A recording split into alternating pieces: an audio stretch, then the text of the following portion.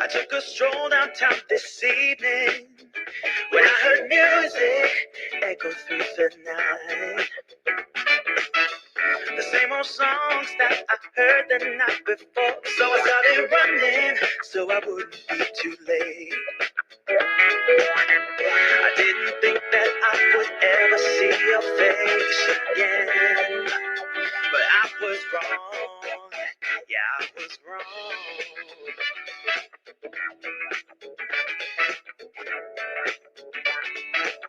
Thank you for watching the After Files live stream. This is not a professional production. We don't know why anyone watches this thing, but we're glad you do. And now, to kick off the show is everyone's favorite sidekick, the one, the only, Hecklefish.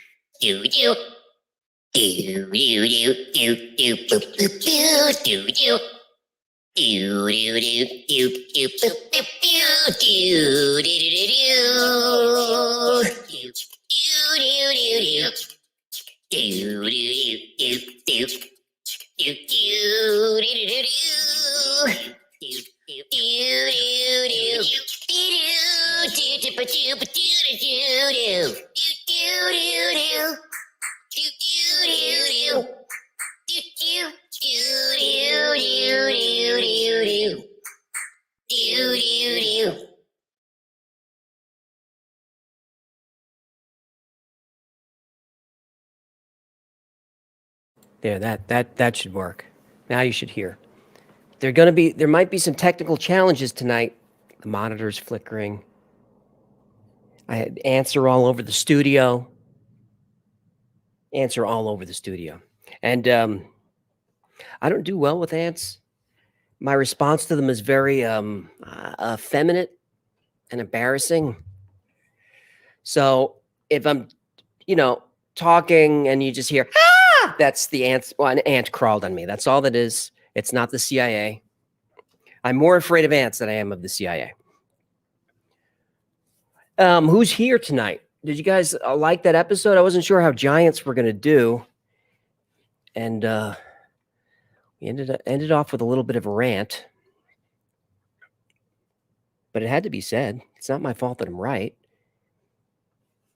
There's 47. There's C. Tracy R's in there. There's Floor Drew Lane, like the episode. Thanks, Drew. 47, I'm anti-ant. Shelly O'Tube, they could be CIA bot ants.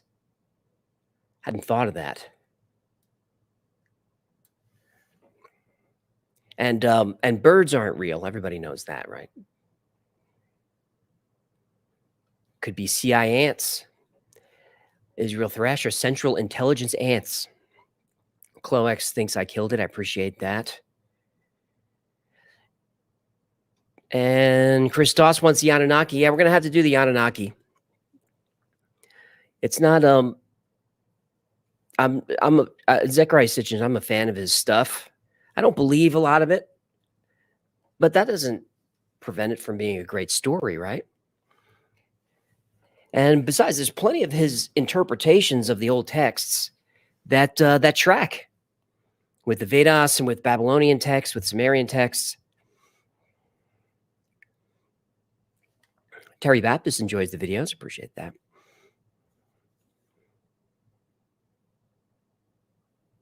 Gregory Evans, good to see you. Fu Man's here. Very reliable. Pygar 2. Paranormal Gambler. That's a cool name. Craig Wilkinson, good to see you. Jen NATX. Hello. Gefelds, the chat is way too fast. So, yeah, I don't know. What are you gonna do? We could just, if you have something that you want to get off your chest, we could just ask everybody to hold off chatting for just a quick second, let you do your thing, and then we can resume. So if you want to do that, let us know in the chat. Sarah Ruggiero, thank you for the compliment. She thinks it's that this is the best YouTube channel. Wi-Fi is definitely not the best YouTube channel, but probably in the top 10, right? Because Mr. Beast is out there, but we're on his tails. We're right behind Mr. Beast. He looks in the rear view and he's like, "Uh-oh, Wi-Fi's breathing down my neck." D. Carruthers was waiting for the Giants. Yeah, I was hesitant to do this episode. I would have never done it because I wasn't all that interested in Giants. I am now. Wasn't all that interested in Giants, but Jenny said there was a lot of requests for it. And as you know, all the topics to do are recommended by you. So if there's a story you'd like to see or learn more about, go to thewifiles.com/tips. So by popular request, we did the Giants. And this is another episode that I went into kind of like, well, I'll do it. You know, I'm not a huge fan, and finished the episode totally believing that the Smithsonian is shady and covering things up. Now, are there Giants? I don't know. I think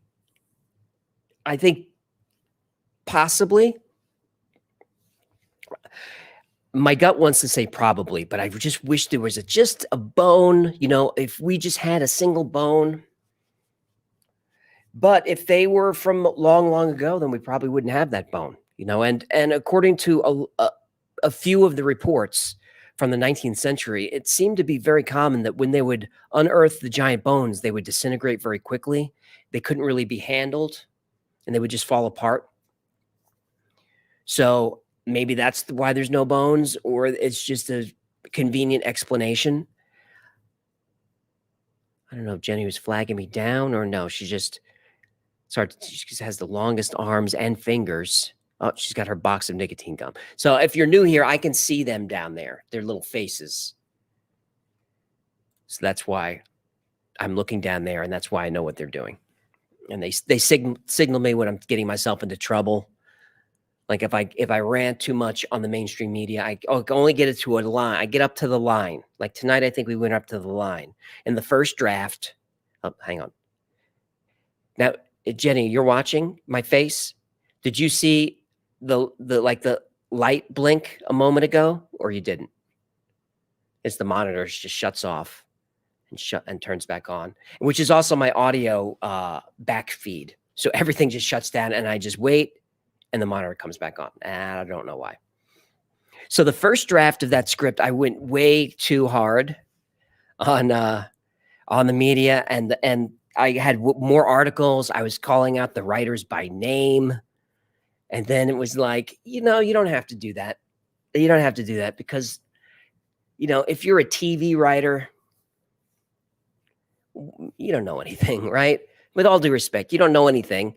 So you're just going to report stuff that you hear in your bubble. And I don't need to be angry at him for that. It's not really his fault. Donovan Finch wants me to go harder on the media. Nick Slates is never too hard on the media. Yeah, I feel the same way, guys, but I don't want this to become too much of a political channel. No, we want everybody to be welcome here and enjoy the stories, which is why rants like that, which maybe have a political bias. I don't think they do. I don't think, you know, calling out the media for lying, I don't think there's any politics involved, but apparently there is. Ocean breathes salty, don't want to get Epstein. No, don't want that to happen.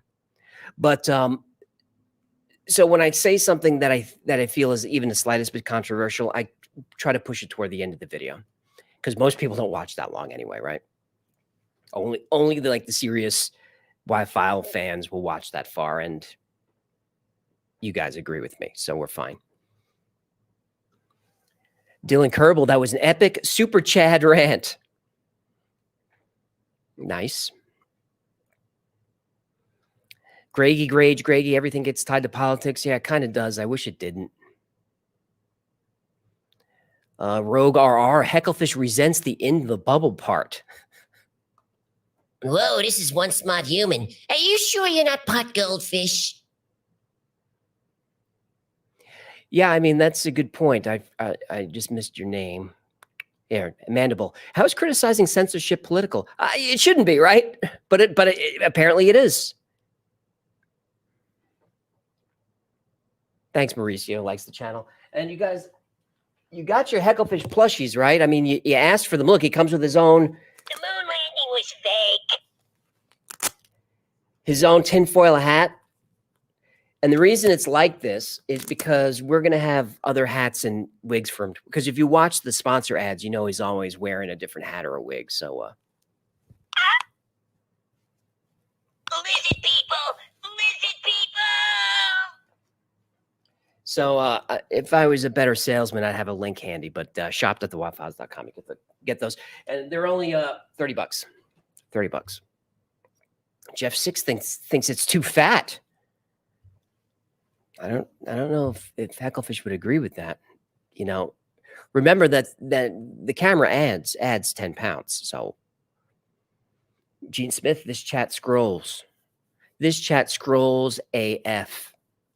I have it going right here, and you're flying, man. Renee asked, what are the shipping prices internationally? They were supposed to be flat rate. We switched providers. We're using Juniper now. They handle a bunch of creators, so they're good at this, I guess. But the prices are pretty good. They might be a little bit pricier than when we were doing it ourselves, but the quality of the stuff is way better. But I still have been pretty strict with them about keeping the prices low. We can't have $30 t-shirts. Hey, Jenny wants to talk already? This early in the program? I think the shipping is $9 for overseas. So not bad. Well, you look nice tonight for the live stream. Well, thank you. And where is you're looking down. Where's your camera at? Oh, it's up here. All right. Well, when you stare at it, it makes you look a little dumber, but that does make you look prettier. So it's a double-edged sword. Cattle Dog, what's up, Jen? Jennifer Cochran, hey, Jen. The Ghost, hi, Jen. Lisa Slays, hi, Jen. Heart, heart, heart. Hi, everyone. How we doing? Oh, my gosh. We got to get your microphone situation worked out. I know. Hey, kids at home, if you want to learn how to do a professional live stream, watch something else. This ain't it. Ed Thacker, you don't like my collar? It's button it up. I was trying to show a little. I thought the chat would like a little chest hair. You know, go a little, because look, if you go by Reddit, I'm an extremely effeminate in the closet fella. So Oh my God. I'm trying to, not that there's anything wrong with that. You know, you do you, but so I'm trying to get some chest hair out. I got a tattoo. And You did look, not. where is look, I can't be gay. There's a football. I got a football, so it can't be gay. Everybody not, but being gay is okay with me. Right? Are we clear on that? It's all clear. Gotta be careful. Zylex Dragon, show the tat, show the hair, grr. Meow, kitty, meow. He didn't get a tattoo. I didn't. Danny N was reminding the chat that you can't fist a football. Danny N, you just got to relax. You know, breathe out. Maybe if Let it happen. You have a giant fist. If you have a giant fist. Hey, there's Victoria. How are you tonight? Hi, good. There she is. I know that we had a problem with our supply chain, but didn't have anything to do with Long Beach or Canadian truckers, right? We don't have fistable mugs yet. We're getting them. Is that the issue? We're on the hunt. On the hunt for fistable mugs. Now, Juniper would hate, but they don't watch. They would hate that I say this, but they're not watching. So it's just us. You could still get fistable mugs at They do watch. At secretshop.thewaffles.com. Don't tell them I said that. And I'm not saying that the prices are lower there. They're not. They're not lower there. I'm saying they're not lower. They're a little lower. But they're not. Look, prefer. Stop. We prefer that you go to shop@thewaffles.com. Julie Hall's upset that her mug is not fistable. And you know how Julie is. She's wild. She's wild with the mugs. She is. Yeah. She likes her drinkware sexy. Yeah, so the fistable mugs are still at secretshop.thewaffles.com. That's really just it's really just the old store. Look, if they don't have it's a part of the personality of the channel that every mug is fistable. That's why they're finding right? They're finding them for us. Well, what are we supposed to do with our fists in the meanwhile? You're just gonna have to tell your fist. Right? Right? Tin Man, a fist-sized Mr. Naughty. You can't. I don't think you could buy a Mr. Naughty yet, but maybe we can get those branded. What's good about Juniper is they can make anything, so they are awesome. Kayla McDuffie, she's getting mad at you. Shush. Yeah, that's par for course. I'm used to that.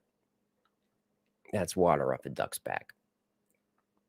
All right. Oh my God, says Grafton, I'm dying. It's Victoria. She's the best part of the Y-Files. Sorry, other Y-Files peeps. You know, what are you gonna do? There he is. There's the Hecklefish plush. $29.99. Lamont Cranston asking, is the Hecklefish plushie fistable? In a way, you can't fist the plushie, but you can, if you know what I'm saying. Don't say it.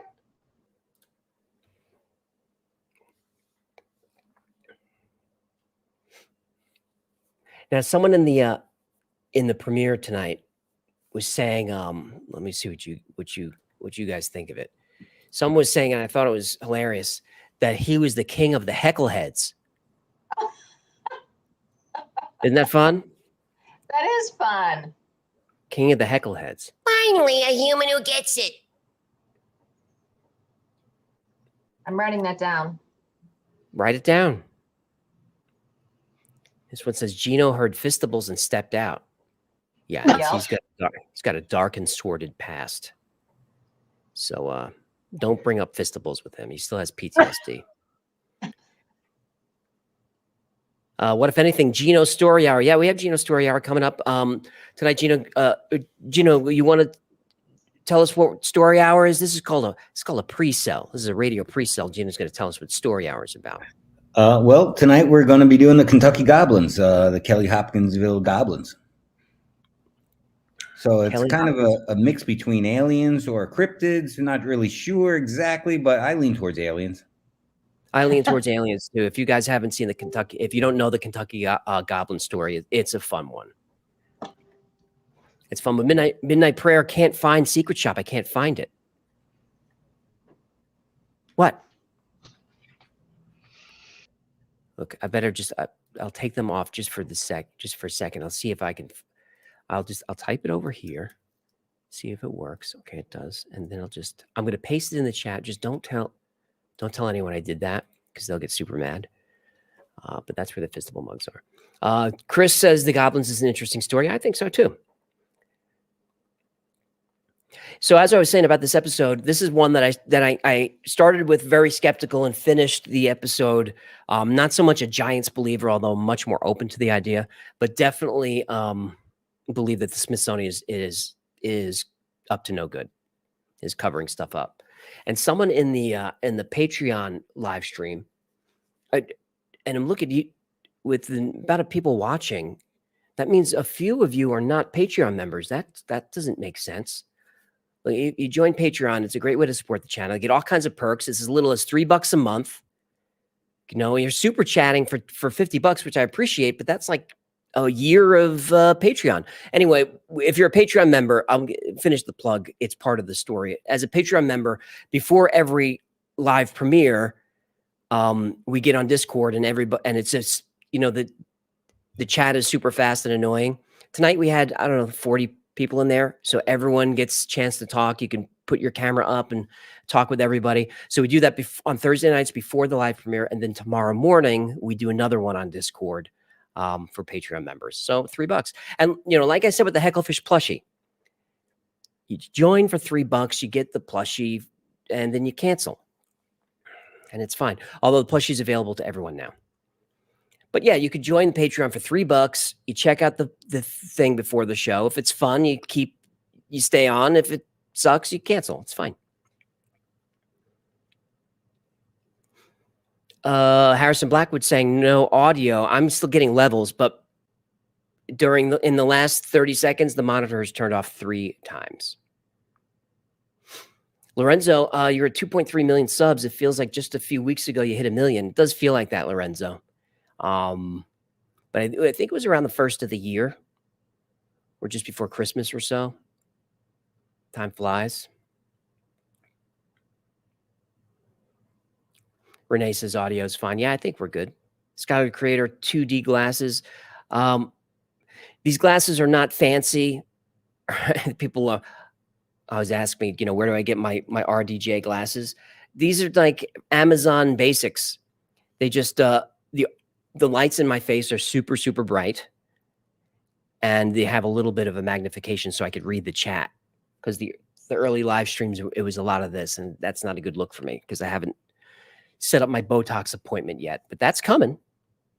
A few weeks, if I look smooth like a baby seal, it's because we finally got the Botox. Danny Ann can't hear Hecklefish at all. Well, he didn't say anything just yet. Matthew M wants more Sidonia shirts. I think those are the shirts that go with the episodes are limited run. So they're only up there for 2 weeks. So you got to jump on those. All right, that's 2 monitor blinks. Oh, hang on. Let's see if she knows she's muted. Go ahead. All right, we'll let her get that settled. I fixed it. Okay, so at shop.thewifiles.com, if you're a Patreon member, you can still get access to all the past episode shirts, even once they're off the main store. Oh, is that the thing? Patreon members can have access to them for how long? Yes. For how long until they're gone? As long as we leave them up there. Yeah. We're going to decide what comes up and what stays down. We're going to decide? Like Because I like Disney. limited run. I like scarcity. Yeah. Yeah. We're going to bring them off the shelf. You never know when they're going to disappear.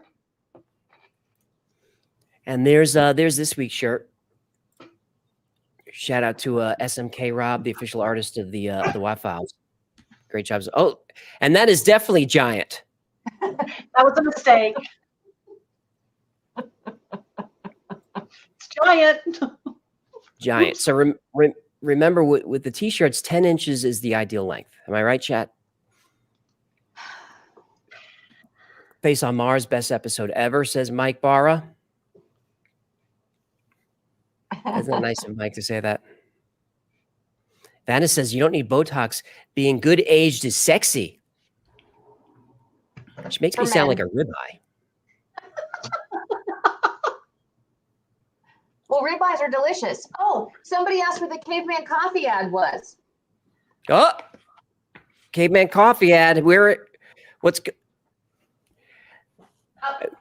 Oh, there it goes. What now? What is the name of that coffee? We're calling this Java 51. All right. I like his radio pitch voice. That's Java 51. Java 51. And look, they sent us, that's from the great Tate, sent us some coffee to try. And I was very skeptical of it. Because look, we do the plugs for the coffee and it's great. And nobody really buys it. But Tate's a friend of Gino's and he's a super great guy. But it turns out the coffee's delicious. Really? Right, Jenny? Yes. Yeah, no bullshit. It's delicious. I like strong coffee. This is strong, but it's not too bitter. And you can get that at cavemancoffeeco.com and use the promo code Wi-Fi. Now, I don't know about you guys, but Gino froze with his eyes closed right on the pitch. Yeah. He said, use promo code, and that was it. Promo code YFiles at cavemancoffeeco.com is the way to do it. Godfather 48 is asking, Gino, is it better than Death Wish? Oh, absolutely. Absolutely. It's the best blend that they have out there. You should really try it, and do me a favor and try it against Dead Man's Brew or Death Wish, and let's see what you guys think. But I'd like to see a picture of it.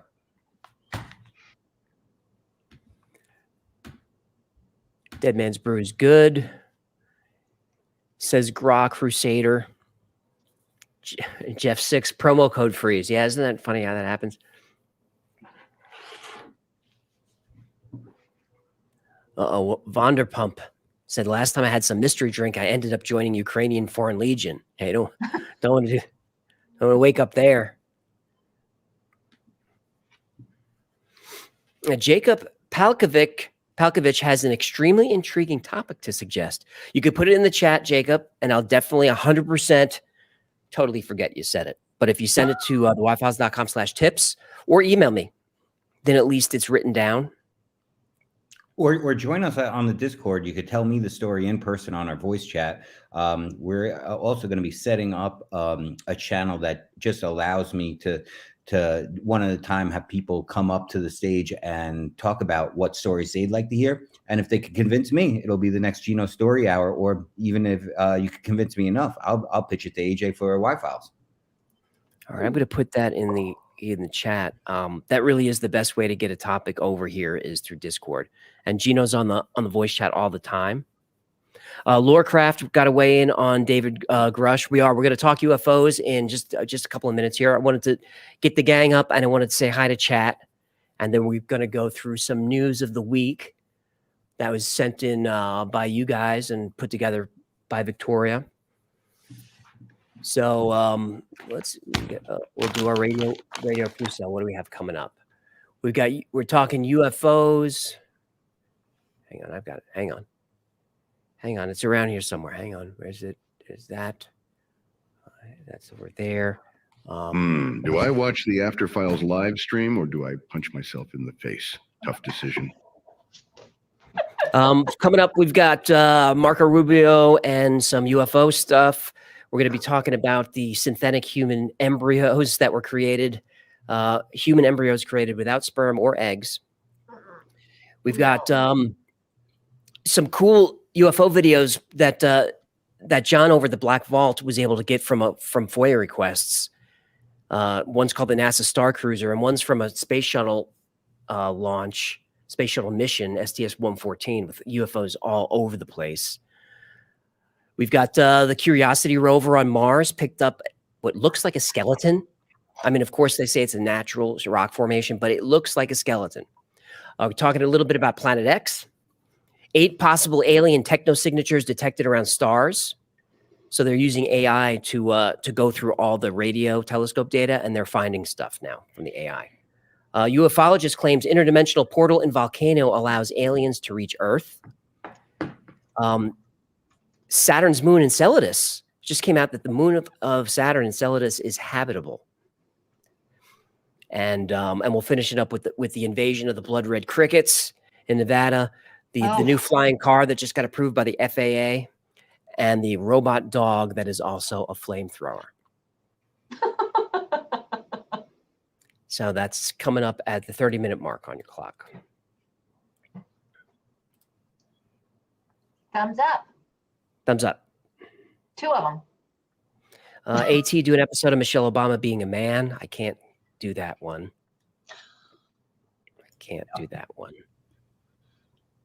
Super Soldiers program, that would be fun. F in the chat, flying car is the worst idea ever. I might agree with you there. We'll get into that in a minute. Gene Williams says, no sperm or eggs, no fun. Fair enough. Cat. He obviously likes his omelet with extra ingredients. DDD, yes, Jen is hot, but that's the line. Comments about the girls, you can go to the line. But you can go to the line and no further. How do you know where the line is? When you got banned. That's how you know you crossed it. That's how you know you crossed it. Look, you know when you're being a little bit too rude. We just sold some Gonna grab that. coffee. What's that? We just sold some coffee. Hang on a second. We're selling coffee? We're selling coffee. Yep. Thank you. All right. Where is can we get to it on here? It's on the comment private chat. You can link. I put it directly to us on the private chat. The private chat. Hang on a second. Oh, there's the private chat. Seriously, you could be getting us in trouble. No, we're not in trouble. We're fine. Don't worry about that. Don't worry about that. I don't see the Area 51 coffee on here yet. And I don't see the link in the private chat. Yeah. That's okay. Right. That's okay. All right, I've got Marco Rubio's interview coming up. Want to hear it? Yeah. We've got a statement from Senator Josh Hawley as well about UFOs. Let's hear it. All right. All right, coming up as your news. 3 + 1 5 + 0 0.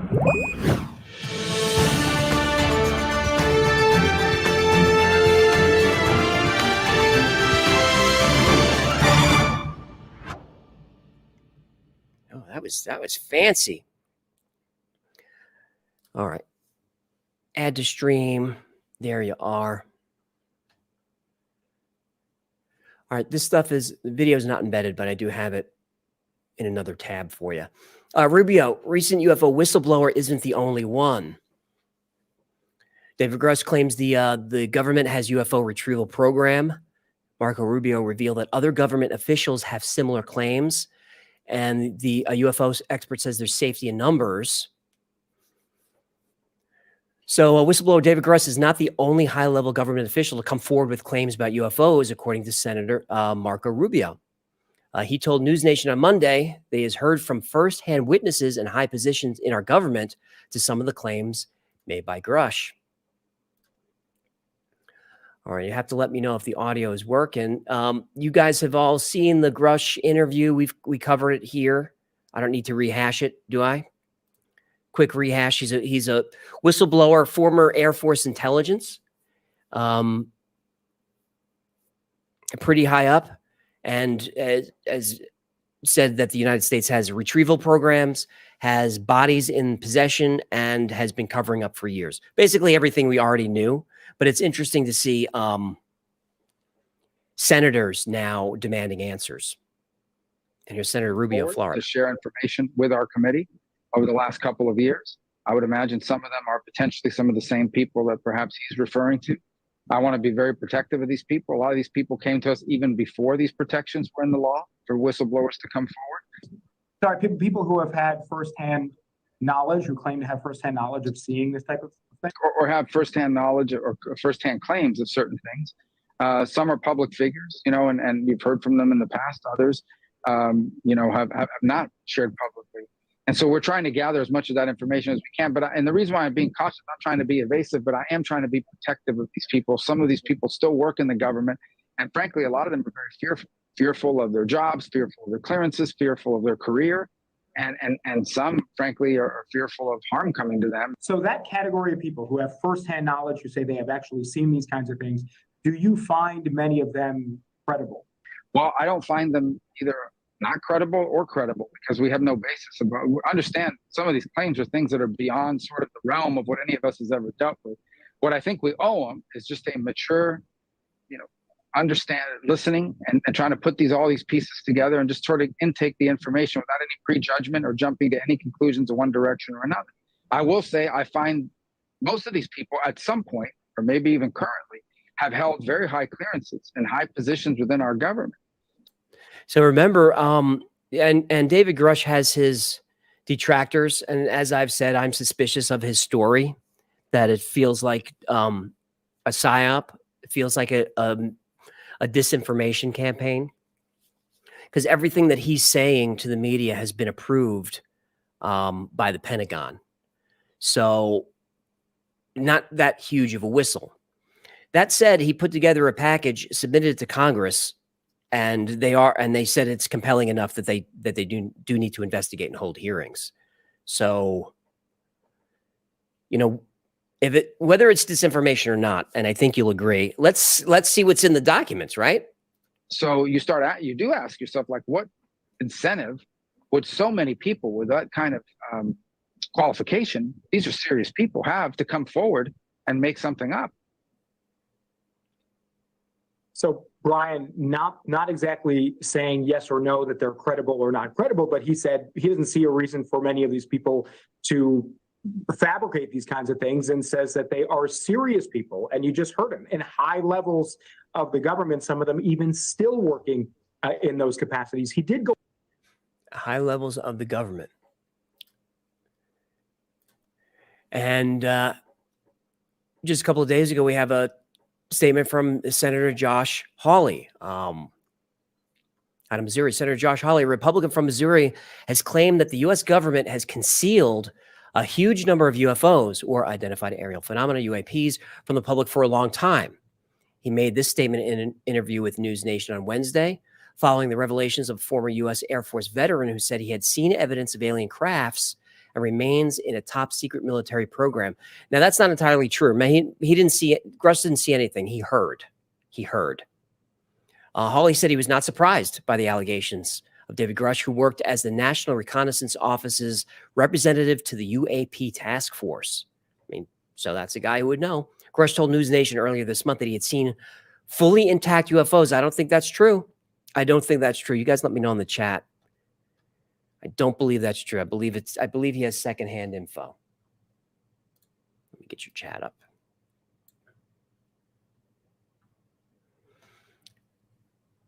Yeah, it's okay if you don't like Rubio and Hawley, but we don't have to do politics in the chat. We're talking UFOs. If we want to list senators that are awful people, I will type 50 names in there right now for you. So Hawley cited an example of the Chinese spy balloon that was spotted flying over American airspace earlier this year, and how one part of the government actively concealed it from other parts. Senator Hawley says that's what they do all the time. Hawley's comments come as the U.S. government is facing increased scrutiny over its handling of UFO sightings.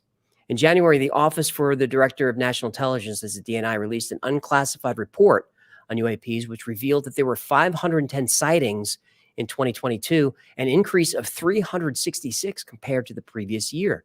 And they're going up and up. However, most of these sightings were categorized as balloon-like entities. Now,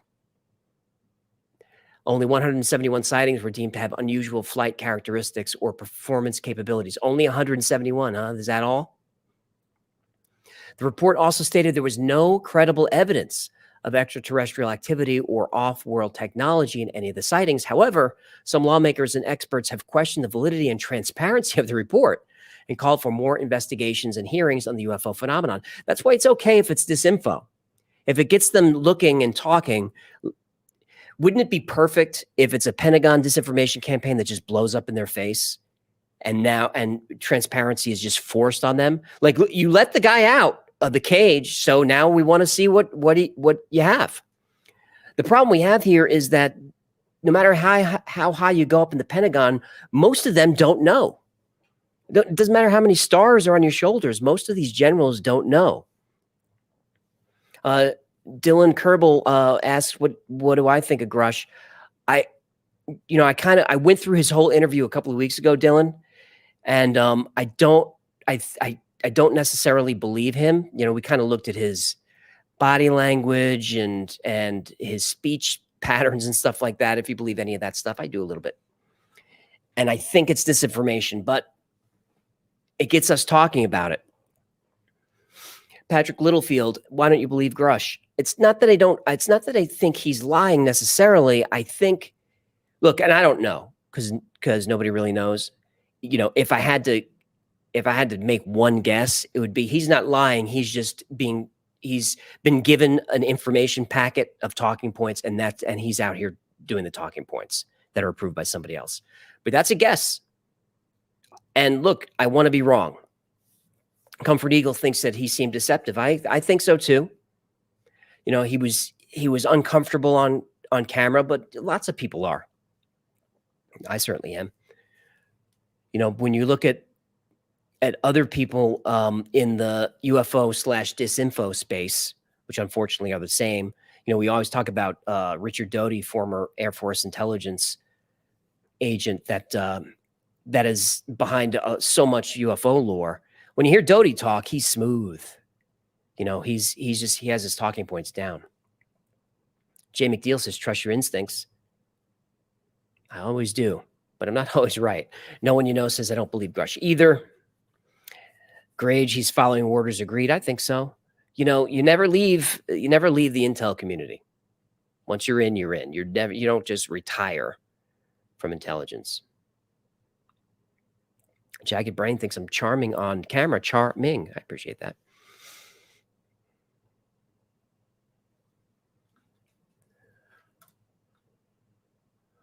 All right. What do we have coming up next? UFOs being taken care of by the Japanese superhero Kamen Rider Gates. JG, you just get pushed out of windows. Yeah, you get, what is that word? Disinfestrated.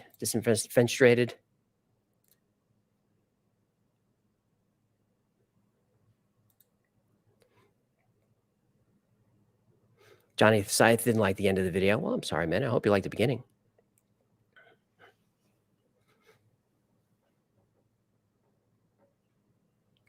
Thanks, Austin. Defenestrated is correct.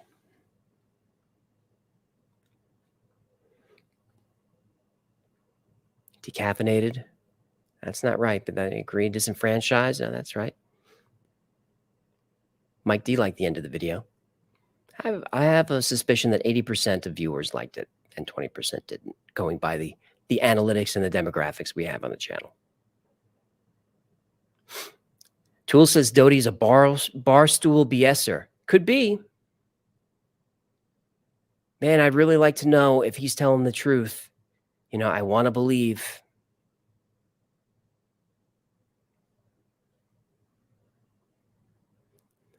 Buenos Vistas, you know what you guys should do? A Comic-Con or something, like that we release a new episode and then do the live part with a crowd for questions and conversation would be cool. A rush beforehand to loosen up the pucker. We're talking about that. So mean. Oh. Oh.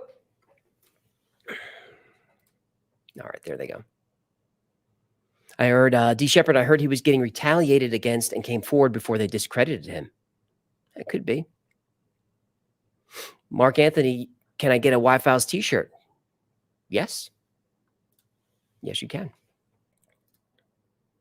Shop.thewifiles.com. All right. We got a creepy one now. If I can get it. Where's the mouse? Hang on. This is clearly not a professional operation.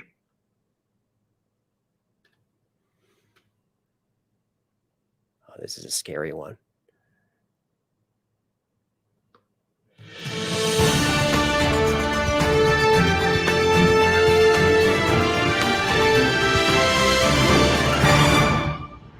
Stop that. I don't want that button. It's out of The Guardian. Synthetic human embryos created in groundbreaking advance. Breakthrough could aid research into genetic disorders, but raises serious ethical and legal issues. Scientists have created synthetic human embryos using stem cells in a groundbreaking advance that sidesteps the need for eggs or sperm. Scientists say these model embryos, which resemble those in the earliest stages of human development, could provide a crucial window on the impact of genetic disorders and the biological causes of recurrent miscarriage. But the work also raises serious ethical and legal issues as the lab-grown entities fall outside current legislation in the UK and most other countries. So are these people? Are these people? What do you think? Are these, if you make if you make an embryo from cells, no. So what they did, I can go through the whole article if you want, but what they did was they took stem cells from an actual person and used that person's DNA to create the embryo. So it is real person's DNA, but is this a person? I don't like it. I don't like any of it. All right, they don't like it. I'm into it. Gino's into it. Make me an army. Because you just don't know. Like, they think they know. You know, what is it Jeff Goldblum said? You were so busy trying to see if you could do it, you never stopped to think about whether or not you should. Like, there's so many things that we still don't understand about creation, how life comes to be, that you don't know what permutations are going to happen or what's going to happen down the road. It's wrong. They shouldn't be doing Well, the structures do not have a beating heart or the beginnings of a brain, but include cells that would typically go on to form the placenta, yolk sac, and the embryo itself. So they're not letting them gestate too long, but you have to believe if they kept it healthy, it would become an embryo. I mean, it would become what's the next part of it? Blastula. Currently in legislation, the development highlights how rapidly the science in this field has outpaced the law, and scientists in the UK and elsewhere are already moving to draw up voluntary guidelines to govern work on synthetic embryos. If the whole intention is that these models are very much like normal embryos, then in a way they should be treated the same. Currently in legislation, they're not. People are worried about this. So, I mean, according to the law, these ain't people. Well, what's also interesting is there will be no way to quantify what a soul is. So will these be soulless people or souled people? We don't know. And I brought this up when we talked about it once earlier, but in the 80s, I heard a theory, probably on Coast to Coast, that aliens were our ancestors or our future. We are the ancestors of the aliens that came back to figure out how they lost the soul. And so maybe this is the way. That sounds like a good Wi-Fi's episode. Physicate says good point, Jose says that's not a person. But if it can become one.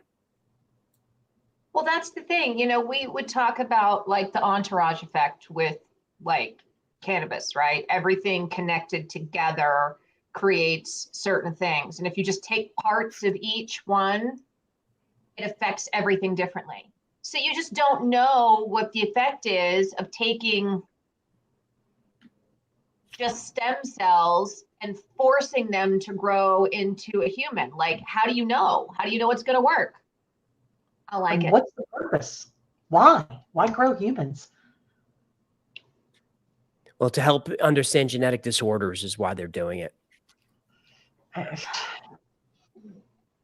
Yeah, I mean, I think that you can do that without, I mean, this is like messing with just, this is. Well, Colorado Kid makes a good point that it's just an NPC. Makes a good point. The thing is they're saying that they're not letting them grow far enough to turn into an actual embryo. But they're lying. You know, they always lie about that stuff. Yeah, it's just they will. We didn't learn anything from Wuhan, did we? They probably can't get it to go past that yet. It's probably not working. And there are reasons for that. Well, they don't know what's happening with AI either, but they're still doing it. I know. All right. Gary. Let's look at some UFOs. There they go.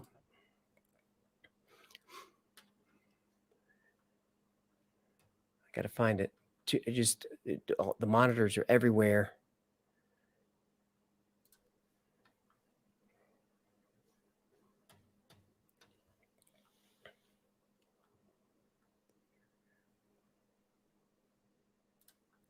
There we go. All right, this came out just a couple of days ago. Found this on the Black Vault. And if you guys are into UFOs and stuff, you should definitely check out the Black Vault. That's John Greenwald's website. He also has a YouTube channel with all this stuff's on there. So in his article, he just covers sort of the backstory on the videos that we're going to watch. And he gets into it a lot deeper on his YouTube channel. So these were FOIA requests dated December 1st, 2021. Is dated the processing the request, which is filed on April 22nd, 2022. They searched for a couple of names, and the keywords they wanted were unidentified aerial and or unidentified flying and or UAP and or UFO and or unidentified spacecraft and or unidentified aircraft. And turns out that they got one. You could check the. All right, this one is called. I think that this one is called the Destroyer or something. Of course, that'd be great. And then also, if you could check the forward payload. Do you guys hear the audio? Or off, and I'll get you an answer here in just a minute. Okay, I can confirm all of the floods are off. And we can confirm that the illuminators are off as well. All right, so I don't know if you can hear that, but she's confirming that they don't have any lights on up there. There's just no lights, so this is being illuminated somehow.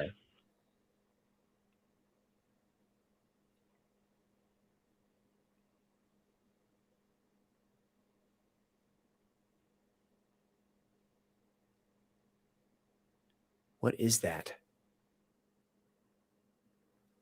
Here they turn it on its side. They give a couple of different angles, a couple of different filters to try to figure it out. There it is, enhanced.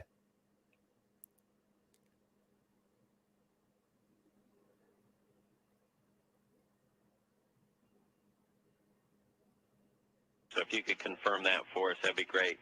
And then also if you could check got it inverted now. Payload bay floodlights are off, and I'll get you an answer here in just a minute. Okay, I can confirm all of the floods are off. And we can confirm that the illuminators are off as well. Okay, we copy all. Thanks. Shannon says it's just space junk from humans. Could be.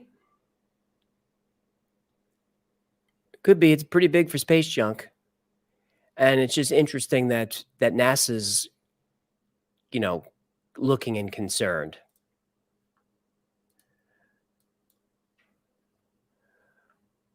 All right, check this one out. This one is from the STS-114 mission. And I don't know if you could see. Discover Houston, You should, like your plan, 1806 sounds good. Okay, I'll start message 139 at that point, and you can log the Doug files then, and as I you understand... can't even count all of them. I don't know if you guys can see that, but even dim in the distance, they're zipping around everywhere. Yeah, it's a great plan. It's faster anyway, so that'll get us backed up. People have said could be space junk, could be pieces of ice coming off the craft. Could be. But they're moving at different angles. Houston, EVA, Aero Ground 2 for EVA. Go ahead, Suichi. So yeah, we are slowly marching toward the end of the post-EVA transfer. I'm up at page 6 of 7. I have one question. Okay, we're on 6 to 7. Go ahead. Yeah, in the matchback increment 12/13 EMU hardware, we got everything except the TCU top and bottom. And both of our TCUs are all in laundry bags. And if you really want it, we can get it, but I don't think it's a good idea. What do you think? Okay. Ice that far up, Kevin Clover? Yeah, you get ice up that far. Note for you on page 4. Because they're moving at all kinds of different angles and speeds. Go ahead. you know, if you have ice moving, that's there and not you know, flying in the direction, you know, opposite direction of the orbit, fine. But some of these pieces are flying against orbit, you know, like upstream. That was where it was supposed to go when Some of them are rotating. done being used. I mean, this is I don't know what it dozens looks of like. We don't something. have TV guys here right now, but I do have part numbers if you really care to go look for it. I mean, did you see that? Seeing these things fly by the camera? It's in the bag. We didn't pull it out, so it should be in the bag. We untouched, so should be okay. All right, that sounds good. And stand by. I'll get a word from you in a second here on the TCU. I don't know. What do you think? Doug Creek, some looks to even be blinking. Yeah, I saw those too. Talix think they're space mosquitoes. Could be. Spaceballs, there goes the planet. That was funny. I remember that. Space boogers, probably not. Defense by design, they're moving fast. They sure are.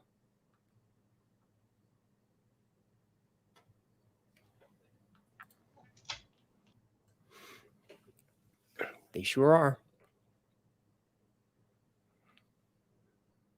Interesting. All right, let's check out some super chats for a quick minute. Let's see what's going on there. This Quantum Sledgehammer for 1059. It's amazing how much ancient history in the Americas is unknown, ignored, or dismissed. Had no idea growing up there were mounds in North America, much less the huge numbers there are not taught in school then. That's true.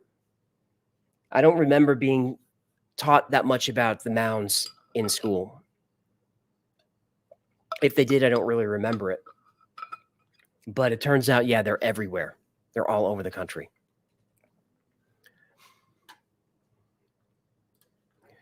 There is Anne of Cleves for 250. I'm a fish, I'm a lover, I'm a freak. In the covers, I'm a swimmer, I'm a saint. I do not feel ashamed.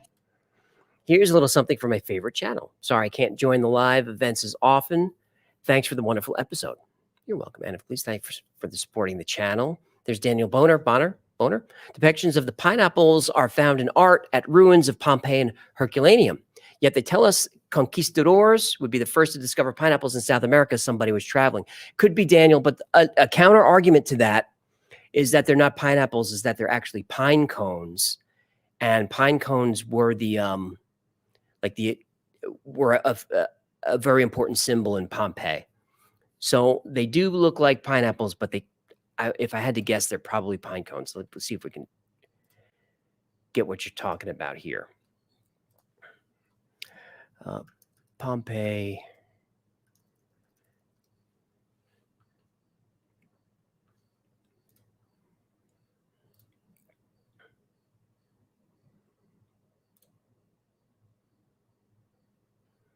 All right, that could be a pine cone, could be a pineapple.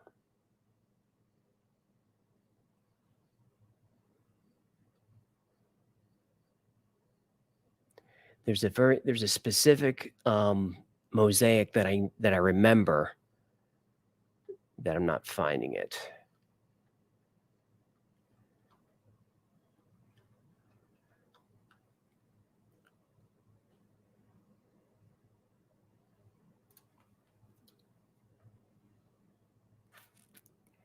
Yeah, there's that one. There's another one.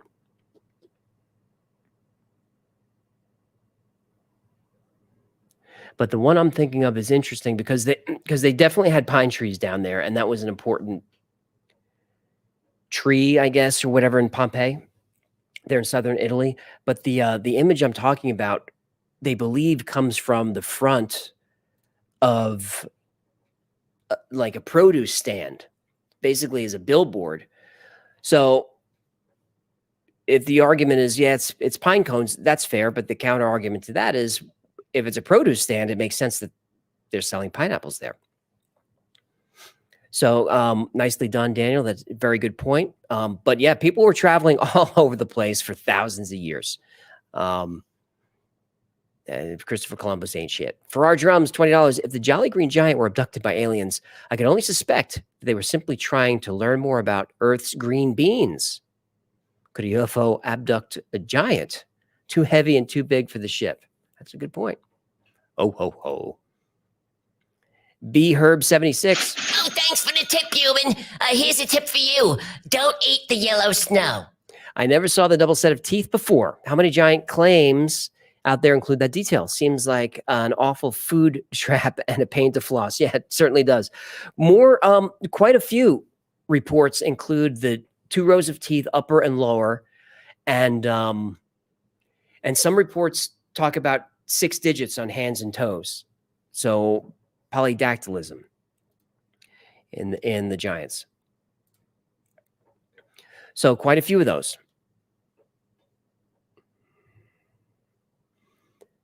There is Jeff Wallace, $5. So I broke my Kozarev mirror time traveling and got 7 years of bad luck in the past. Turns out that World War I was all my fault. I'm sorry. That's okay, Jeff. That's okay. But whatever you did with the Treaty of Paris, that was a terrible mistake. Kiki JD for $10. Loved you all. Great show as always. Happy 4th. Thanks, Kiki. Possum Holler, $50.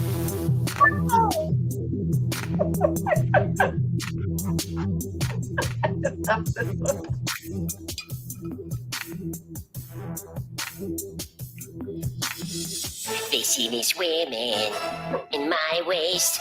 Send me money cause you know that my bowl is dirty. Cause you know my bowl is dirty. Cause you know my bowl is dirty. Wanna smell my bowl, it's dirty. Come and sniff my bowl, it's dirty.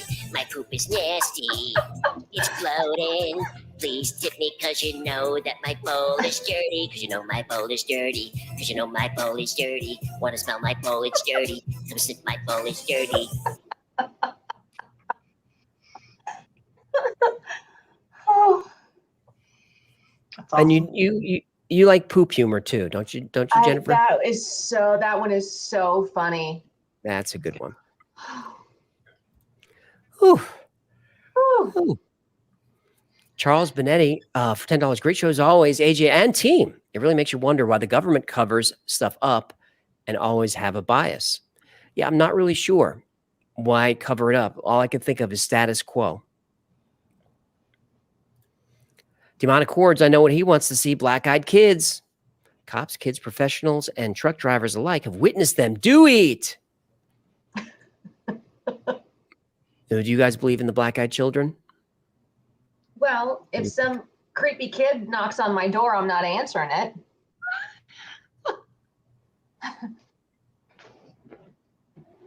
Unless the black-eyed children is carrying your Grubhub, then for sure you open the door.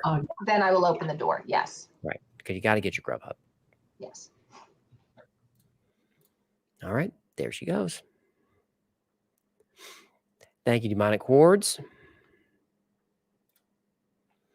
Possum Holler, $50. Yes, wiggle it just a little bit. I say wiggle it. Thanks for the tip, human. Loved it, but why do you hate your country? I don't hate my country. I just didn't want him to make fireworks out of his waste. There's Daniel Carriere for $10 Canadian. I made the trip over the Canada-US border to pick up my Illuminati t-shirt, and it's obviously aliens' fistable coffee mug so I can have them for tonight. Well, let's see. How can we see it? Turn your webcam on. See, this is where, Danielle, it'd be good to be a Patreon member, because you could just turn your webcam on and show us, which would be super fun. But thank you for the tip. Thank you for buying some stuff. Let's see, what else do I have for you? Hang on, I got to find the file. This live stream is so disappointing. Just so disappointing. Hurts my feelings.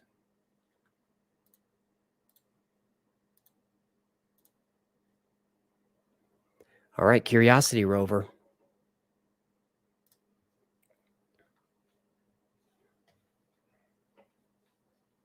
Come on, where are you?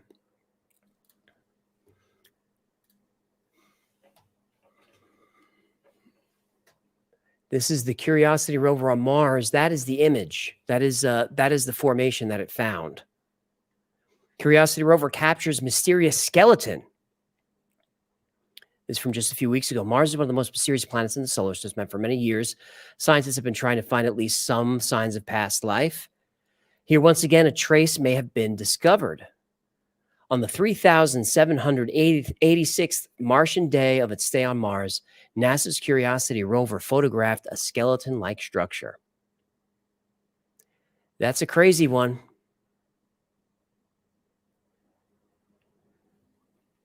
But, you know, they say it's natural. Astrobiologist Natalie Cabral shared the photo on her Twitter page where she wrote, "This is the most amazing rock I've seen in 20 years of exploring Mars." Many of those responded considered the find evidence of past life on Mars and agreed that the ribs of the skeleton were sticking out of the ground. However, Abigail Fryman, who represents the Curiosity Project team, explained that the mysterious ribs are just corals.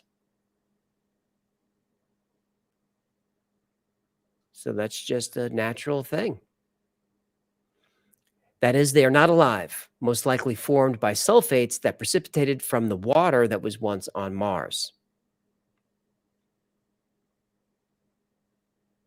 Just corals. So kind of like stalactites or stalagmites underwater, just minerals stacking up. According to the scientific point of view, such formations consist of a combination of several different minerals. However, this explanation did not satisfy many people. I'm not satisfied by that. If this is a natural formation, then why haven't we seen many of the same rocks on Mars?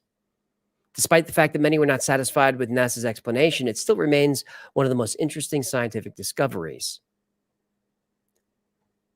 I don't know. That's definitely one of the weirdest. Coral is alive. Two Acre Hump said no. That's why they had it in quotes.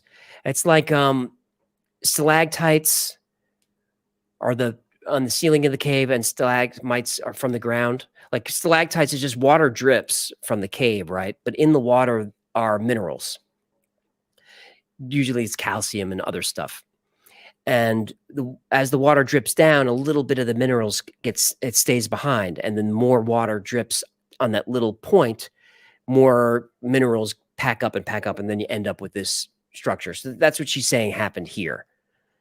But don't those ribs or whatever, don't they look very evenly spaced? Like very evenly spaced and very equal in length? Like if you look at stalactites in a cave, they're random.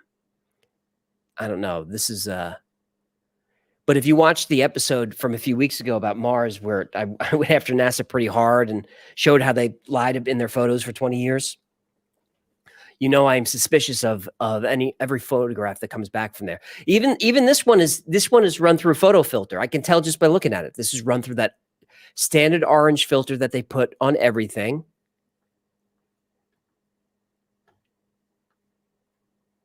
That I won't do it now, but maybe I'll do it later. I'll run this through Photoshop, and we'll see what color that thing really is, because I don't think it's orange. Fizgig asked them, "Where's the water dripping from?" This is a great question. You know, why didn't anyone press her on that? It's like, oh, she said it's coral from when there was ocean there. End of press conference. They need to let the Wi-Fi's chat ask the questions. Then we'll get some answers.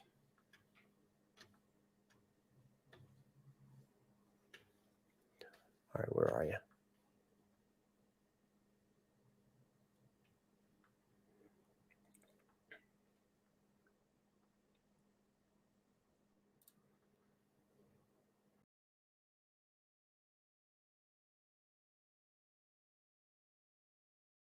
Fascinating site. I need to revisit as an adult. Very glad you finally did a Giants episode.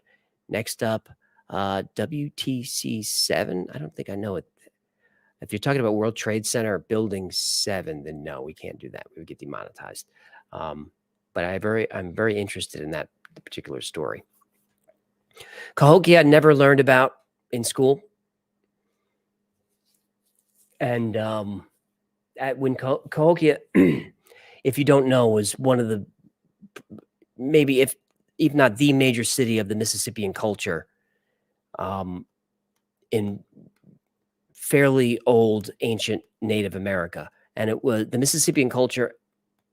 Isolationism says that these cultures, they evolved separately, so they didn't communicate with each other. But we're learning that diffusionism is probably most likely what happened. And the Mississippian culture at its height, Cahokia was its capital city, was bigger than London at the time. And the Mississippian culture covered from the east coast of the United States, excluding like Maine and very north areas, all the way past the Mississippi up into Northwest and all the way down toward in Texas, Louisiana. It covered that entire area. We're talking a couple of million people back then. So I think Cahokia at its height, I think was somewhere between 30 and 50,000 people. So this is not, you know, teepees. This is a city. Cahokia, very interesting. K. Mizzle, do you believe that the Smithsonian is hiding a lot and why not disclose? I do believe it, K. Mizzle. Why not disclose? It's so hard to answer. I think a lot of it is status quo. You know, the history books are written, and the first really advanced culture on Earth is ancient Egypt, and then Sumeria was there, and you know the Babylonians were there, and the Hammurabi Code, the first codified legal system. But it's all about Egypt, right? The Egyptologists, and then Göbekli Tepe shows up, and then everything is broken. All of archaeology is broken, so all those history books need to get rewritten. And I think a lot of it is the scientists, the people empowered, they just don't want to be wrong. You know, you spend your entire life, you make your living with a certain way of thinking, and then something happens and it turns out, well, you've been wrong your entire life. Nobody wants to be wrong, and nobody wants to be that wrong. So I think that's what it is. But I'm not really sure. Byron Lotus for 10 Australian, after all the subjects you've covered, is there a particular subject that made you want to know more or stuck with you? P.S. Need those glasses. You can get these glasses on Amazon. I'd like to know more about the moon, for sure. I've only covered the underwater UFOs a little bit, but I'd like to know more about that. I'd like to do an episode on underwater UAPs, but there's not that much information. It's all second, third hand or from 4chan. But I'd like to know more about the moon. Who cares what my name is for $5? Oh, thanks for the tip, Ewan. Here's a tip for you. Don't eat clams in July. That's a good tip. Who cares what my name is? Planet Earth, Hecklefish needs expansion and more exposure. Okay, we could. Finally, a human who gets it. And Grok Crusader, $50. Yo-yo. Yo-yo. Ooh-la-la. Yo-yo. Fish really need some money. I need to buy some stuff. Fish really need some money. YouTube don't pay enough. Fish really need some money. So click the super chat. Like that. If you doubt the existence of cryptids, imagine being the first person to hear the description of a giraffe. It's got a blue tongue. I'm telling you, it's got a blue tongue. Don't they have a blue tongue? Yeah. First word spoken to you when you read into a code word program to hunt them for the same countries of the Antarctic Treaty. Thank you. Yeah. How do you explain a giraffe to someone who's you never believe them? No. They're amazing, though. Mm-hmm. Yeah, I'm going to buy you one of those mini giraffes that used to be on the TV. Wouldn't that be fun? Those were so cool. I so wish those were real. I wanted one. Do you guys remember the mini giraffes, the commercials? Mm-mm. Oh, it was fantastic. I think they were from like satellite dish commercials. What were they? It was a satellite commercial or Dish Network. Something. Let me see. What is it? Opulence. I has it. Yes. Yeah, there it is.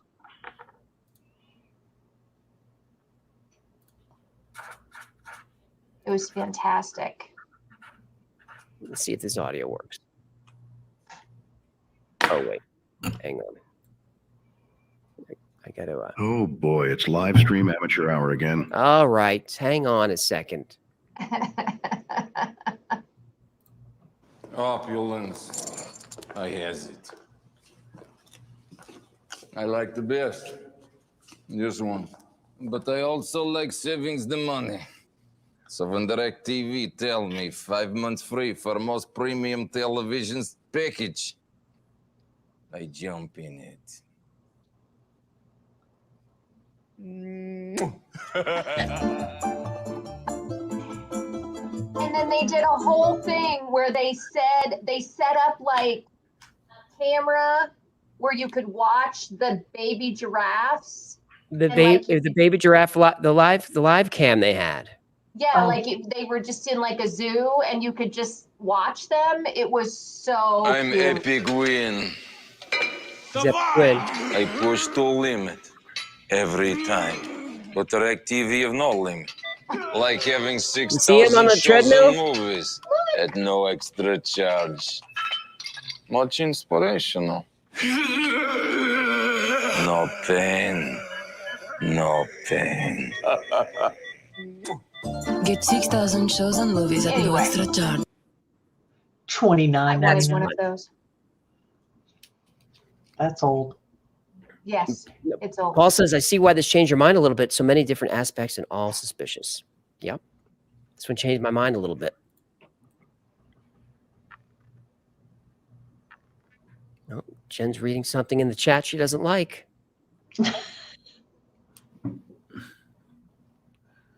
Yeah, she didn't like it. We better get out of it before someone gets into trouble. Check this out. 8 possible alien techno-signatures detected around distant stars in new AI study. 8 signals from far-off stars probably aren't aliens, but the machine learning method that found them holds promise in the search for real extraterrestrials. Using machine learning algorithms, scientists have picked up 8 signals that seem to bear the hallmarks of technology. So what they're doing is they're using AI. So they have all this, they have 150 terabytes of data from the Green Bank Telescope in West Virginia, covering observations of 820 stars near Earth. So they've got all this data that human ears can't figure out what it is, right? But they run it through, a chat GPT type system with algorithms that they develop themselves. And now it's finding patterns because that's what AI is good at, right? So these are stars between 30 light years and 90 light years from Earth. So I guess those are close. Charyang says, Charyang, an astronomer for the University of Toronto, said, with the help of AI, I'm optimistic that we'll be able to better quantify the likelihood of the presence of extraterrestrial signals from other civilizations. Scientists with Breakthrough Listen, a large study effort, said these signals had two features in common with signals that might be created by intelligent aliens. So they have two features they look for. First, they're present when we look at the star and absent when we look away, as opposed to local interference, which is generally always present. Okay, so they aim the thing at it, it goes buzz, they turn the telescope away and they don't hear it. Got it. Second, the signals change in frequency over time in a way that makes them appear far from the telescope. Now that's interesting. Multiple frequencies.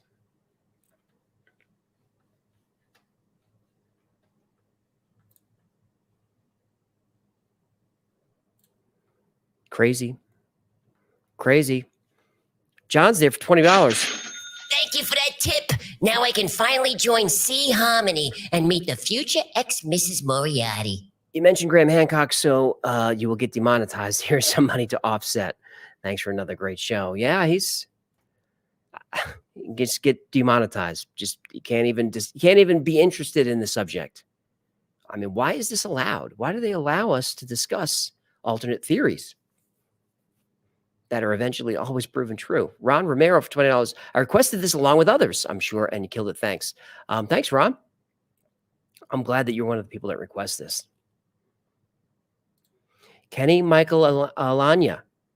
Does that answer your question? Kenny's asking if this is live. There you go, man.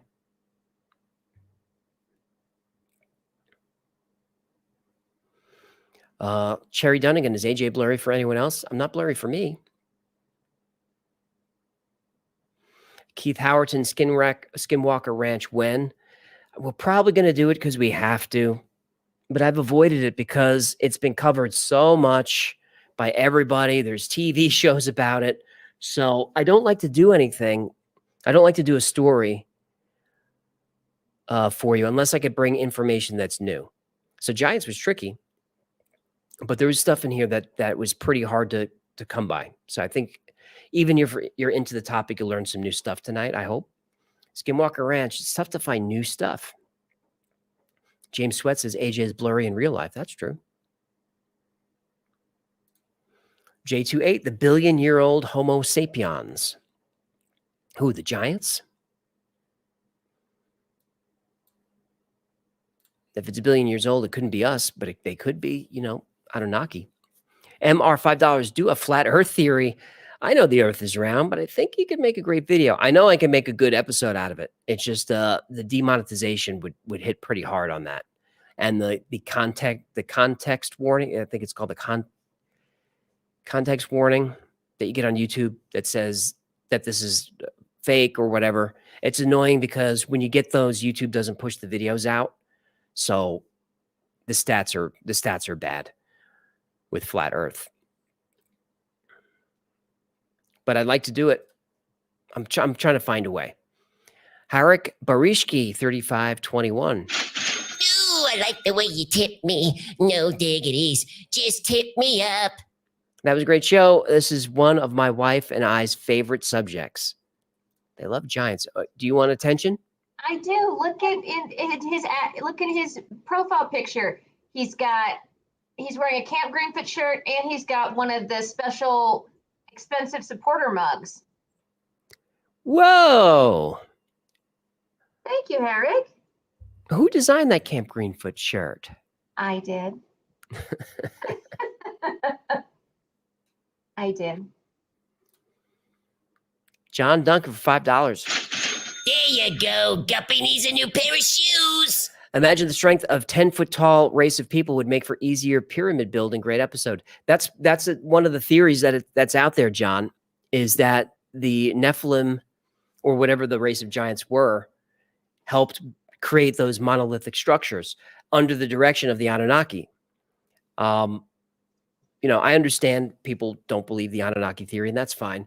But the more that we look at the Anunnaki stories, the giant stories, all these different stories that at first glance don't seem to have anything to do with each other, they start connecting. So it really does answer the question, like, how did they move those Stonehenge stones? Well, the Nephilim they just carried it, just dropped it. They said, here, and he said to the left, here, and that's how they built it. Right, Jenny? Yes. There she goes. Yes. There's Teach for $5. I'm wondering your thoughts on St. Malachi's prophecy seemingly lining up with Revelations and the Euphrates drying up. I don't know that one off the top of my head, Teach, but I can look into that. Euphrates definitely drying up, but doesn't mean forever. It does dry up from time to time. I don't know if ever it's been this much. JC $5. Why did an episode on the Black Mountains of Australia? Send that in the tips line, JC. We'll look at that. Black Mountains could be a good episode. Mama Down Under, 1499 Australian. There was a megafauna and megaflora that Australian Aboriginals hunted and gathered. So if other living organisms were once much larger, why not humans? Yeah, it's a good question. If they were hunting woolly mammoths, if you're talking mammoths and saber-toothed tigers, modern humans were around for that because we're talking last ice age, right? Younger Dryas, 12, 13,000 years ago. That's modern humans, 5 foot, 6 foot tall. But if we're talking about dinosaurs, nothing grows that big anymore. There's just not the atmosphere is not rich enough in oxygen for it, which is part of the reason why things grew so big. So we can probably never see dinosaurs again. So whatever they were hunting, I mean, I don't know if there were mammoths down there. I don't know what they were. I'd like to look into that though. See what was down there. The Aboriginal culture in Australia doesn't get enough love with the storytelling. Hunter D, $20. Do you know about the story of about a U.S. soldier group in the Middle East that was attacked by a giant, Giants of Kandahar? I do know that story. The Kandahar giant, and has all the traits, really all the traits of the Lovelock giants. Kandahar giant also had the fiery red hair, had the extra digits on its fingers. I thought about doing this story. I don't know if there's enough there for all of it. It's highly debunkable, which I like. I like stories that have a counter argument. So that's highly debunkable, the Kandahar giant.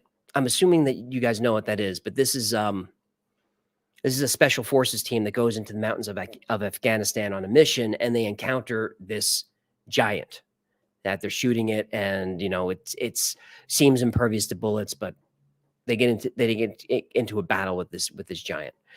Now, there is no record of this. Military has no record of this ever happening. But you know, then the response is, well, they fake the records, they destroy the records, because we know Smithsonian does that.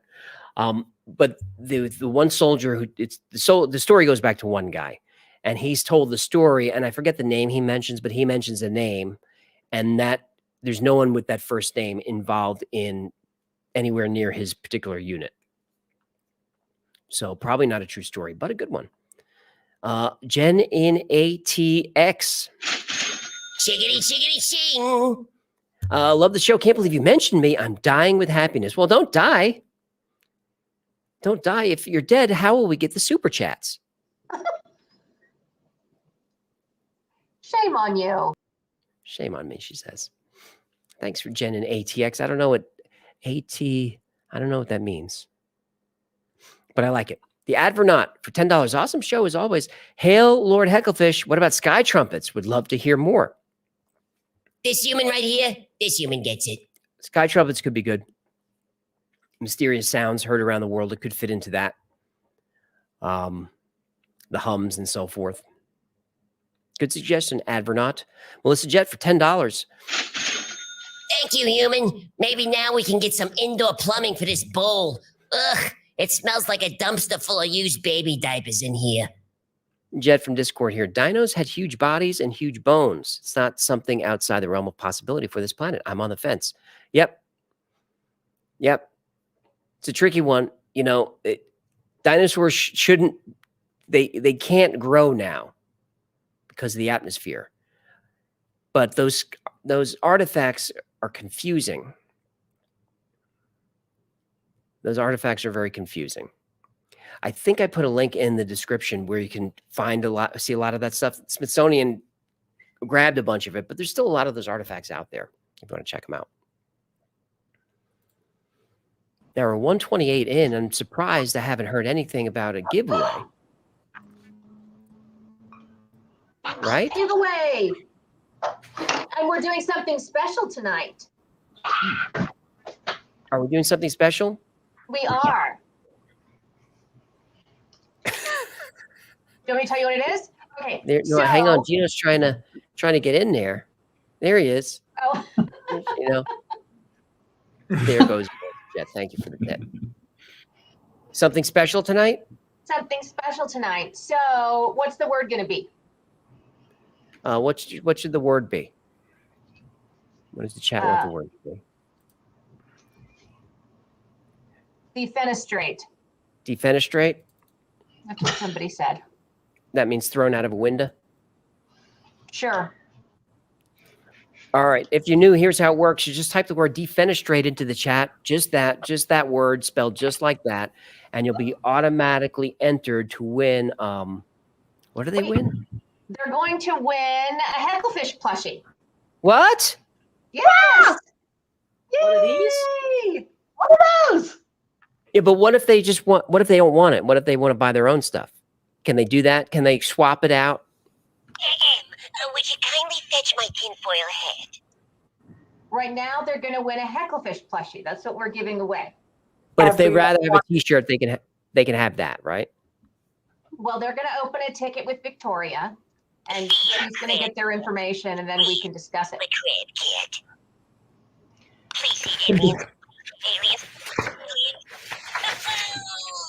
Let me see. Hold up your cuttlefish plushie, Jen. You took it. And I took it. You have both of them now. I took. Well, the one is on the set, and the other's on the live stream set. You just had him buried in a box. I did not. It was rude. He was just stuffed. One of our fans made us a crocheted crab cat. So do they win that? No. So you don't win that? No. But could you have that, and you could probably choose that instead of the plushie if you wanted, right? No. Okay, so they win the Hecklefish plushie and a one-on-one call with Victoria, 20-minute max. And you can do that through Zoom or through Skype. But we are working on a crab cat plushie. Yeah, I don't know. That's the scuttlebutt. Yeah, I don't know.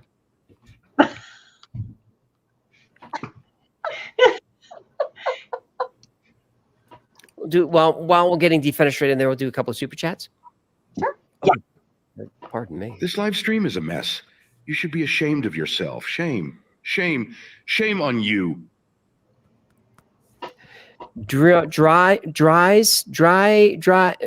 with a D, $20 Canadian. Love the episode. Unique topic for sure. Bone turning into dust when first discovered would happen in a very wet or humid area. I kind of think this goes with the flood younger dryas theory.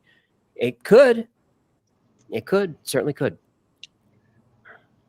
And let's also talk about, we only have 15,000 dinosaur bones. So it's not like bones just last forever. Those, we might just not have only discovered a portion of the giant bones that are out there. We need more giant bones, that's for sure. R-Doll C68, $49.99. I used to drive a Cadillac. Then I joined this stupid show. The human doesn't pay me much. I need a lot more dough. I need another shekel. Tip the goldfish. Tip the goldfish. I need a shekel. Tip the goldfish. Tip the goldfish. Chance, we're not selling any Victoria plushies, and that's the line. If you were wondering, that's the line. Yeah. R-Doll C. Look at the picture. How adorable. So cute. Oh. Love the episode. Opinions on Oumuamua has me wondering. I think that is an extraterrestrial craft or probe of some kind. And I try to stay fairly open-minded. I'm an open-minded skeptic, R-Doll C68. But Oumuamua was moving. It was moving in a way that a natural object would move, like accelerating toward the sun, things like that. If there was more to do on it, I would do an episode on it. Oh, actually, I think we have Oumuamua. We have an episode coming up on something like, I'm asking Jen, I think what I pitched was objects in the solar system that don't make sense, something like that. Yeah. Like the R1 object, Oumuamua. Yes. So that's on the production schedule. We should move that one up, maybe. Okay. Well, we'll talk about it in our production meeting tomorrow. Oh. Yes, we will. Oh. Well, here's one of our favorite supporters. Here's Galia from Mexico. Hi, AJ, Jen, Victoria. You know the Wi-Fi is the best. Thanks. Hugs. Well, hugs back to you. Gracias and besos, senorita. And Galia or Galia, I'm not sure how we say it, but she was nice enough to do a Instagram live while she was visiting the pyramids in Mexico. Took me for a nice long trip around there. Really appreciate that. That's Did she stream that? Yeah, she did it on Instagram live. All right, everyone go check out Galia's Instagram. Her Instagram's really cool. It is? Mm-hmm. She's a really good artist. Yeah. We should follow it. We do. There's Justin Watkins from 999. Seems more likely stories of giants were exaggerating. A 7-foot tall guy running across the battlefield with a sword would explain a lot of the stories about giants. As a Christian, I believe in them. Yeah, I mean, there are a lot of stories about giants where the giant was like 6'1", but men were shorter. So, and guy's 5'3", and he's like, wow, look at the size of this 6'1" guy. So there were a lot of those. I only covered giants that were 7 foot and up. That was the cutoff.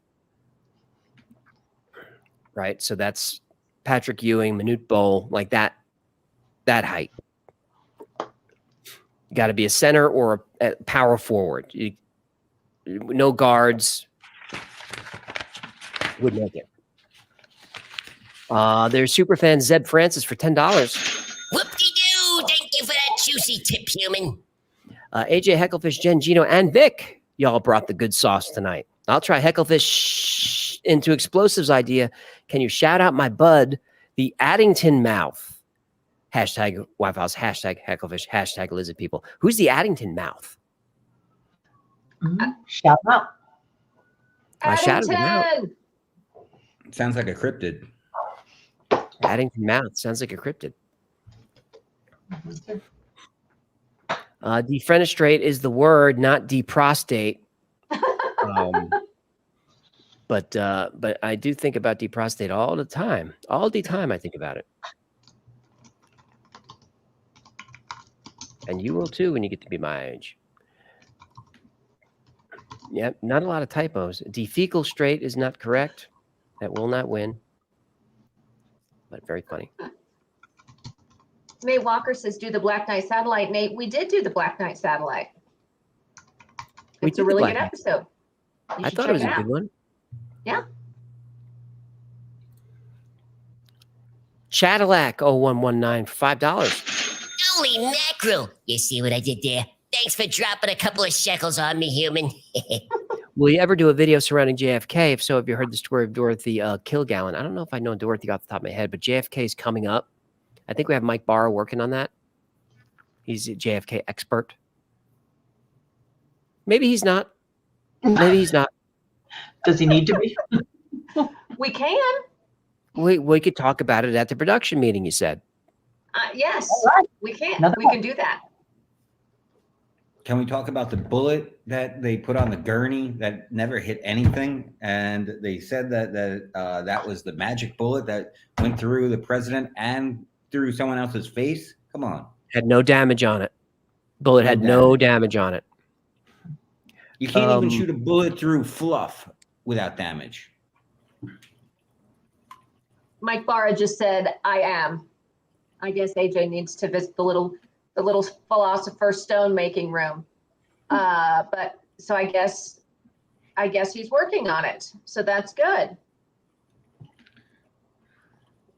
You know, another thing about JFK is I feel like before it's just a conspiracy that the government did it, I think there's also a good possibility that they just needed to wrap it up somehow quickly for the American people. And that's how, once they started down that tunnel, they couldn't pull back. You know, it'd be interesting to see how many like conspiracy theories are out there where like we're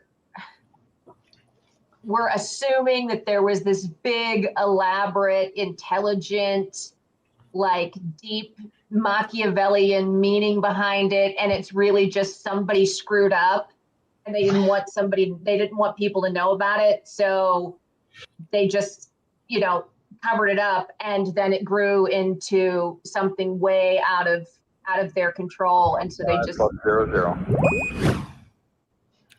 You know, I'm sure Mike Barr probably knows, but there was some kind of investigation done by, I believe, an accountant on the Warren Commission who found so many inconsistencies in the report. Yeah, it's interesting. We'll definitely do that one. No, not working on the Philosopher's Stone. I heard it and a strange noise. Oh. So I needed to go fetch my.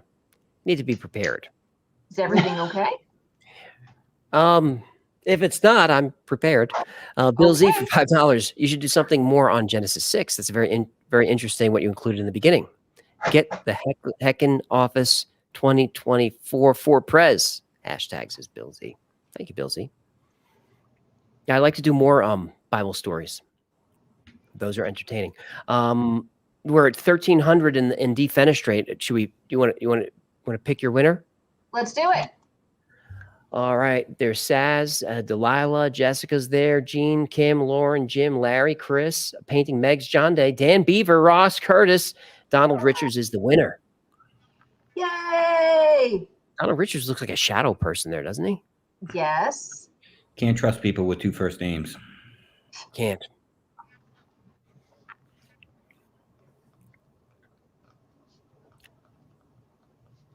Fantastic. Donald, reach out to us on Discord. So what does Donald have to do to get his 20 minutes of Skype with Victoria? Come to Discord and put in a help desk ticket, and I'll connect with you. And don't be rude on your Skype call.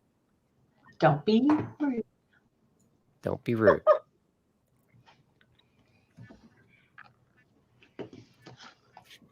There's EpiTurd for $20. Heyo, making it rain over here. Great show once again. I'm not convinced that giants can't exist. According to Louis L'Amour, there are reports from some native tribes of hunting mastodons as late as the 1600s. History is weird. That would be weird. I haven't heard that about the 1600s. That's interesting. EpiTurd? Peter D? Yeah. How do you say it? It's that. I don't know. Maybe it's E. Peter D. Not EpiTurd.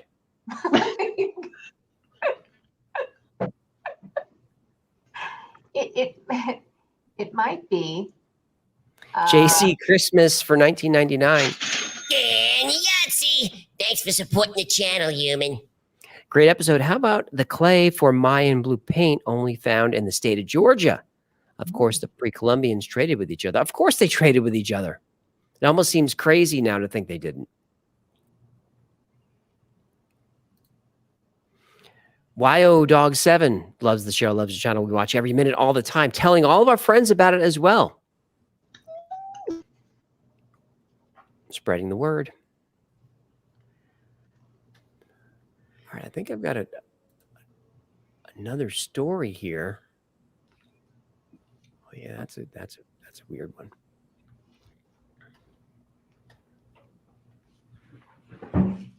And there is Kari Walker for $5.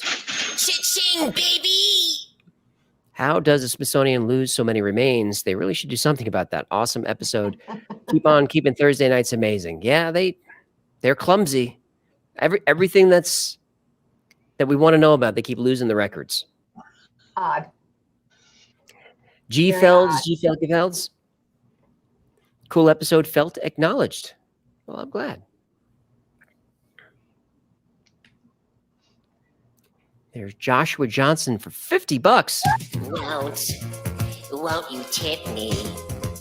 You know I don't believe you when you say you don't got money. Won't you tip me? You know I can't believe it when you say that I'm not funny. I write too many jokes just to amuse you folks.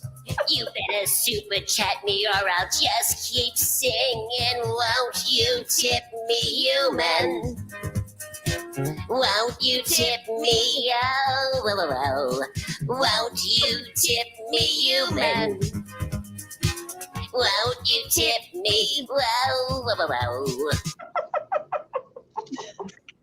Joshua Jackson here. This was a great episode, and the last one in Roswell was the best ever. I know there was some technical glitches for the live stream afterwards. Always, Joshua, always technical glitches. This is not a professional operation. Keep up the great work, Agent team. Thank you very much for your kind words and for a juicy super chat. Yeah. Really appreciate the super chats, guys. It helps keep the channel going. If you'd like to support on Patreon, that's great. For as little as $3 a month, you get a bunch of perks. You get the episodes early as a Patreon member. Sometimes earlier that day, sometimes a few days earlier, like this week. And no commercials in the Patreons. No sponsor ads and no YouTube commercials. So that's on Patreon. $3. Stu Farrell's there for £4.99. Yo, great up. Smithsonian Dodgy AF. You should have a link to your glasses on that other shop. Get yourself a kickback. That's a good idea. That's a good idea. Shown Fan 4 for $10. Oh, thanks for the tip, human. Here's a tip for you. Don't eat the yellow snow. More Mandela effect. Apparently, our heart is no longer on the left, but in the middle of our chest, and our kidneys are in the back of our lungs.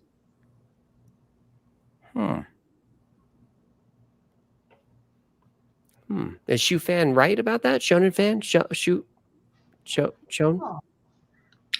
Well, we certainly grew up as, when we were children, we were told that the heart was on the left because that's how you do the Pledge of Allegiance.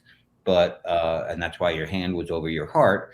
But I think I remember from biology class that they were always showing it in the middle. Yeah, I don't remember it ever being somewhere else.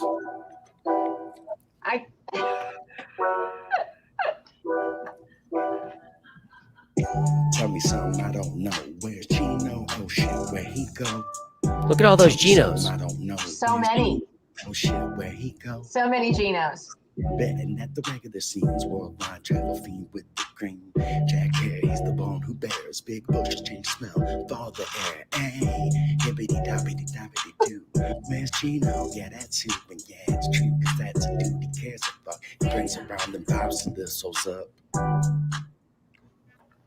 There's Where's follow Where's Gino on Twitter and Instagram. Shout out Space Ghost for that amazing theme music. Shout out Space Ghost. A little on the left Space side, Goat. though. Space Goat. Space Goat. It's behind the sternum and between your two lungs. Yeah, but is someone who's had a lot to of anyone, heart stuff? then you really should stop smoking. Whatever it is that you're smoking.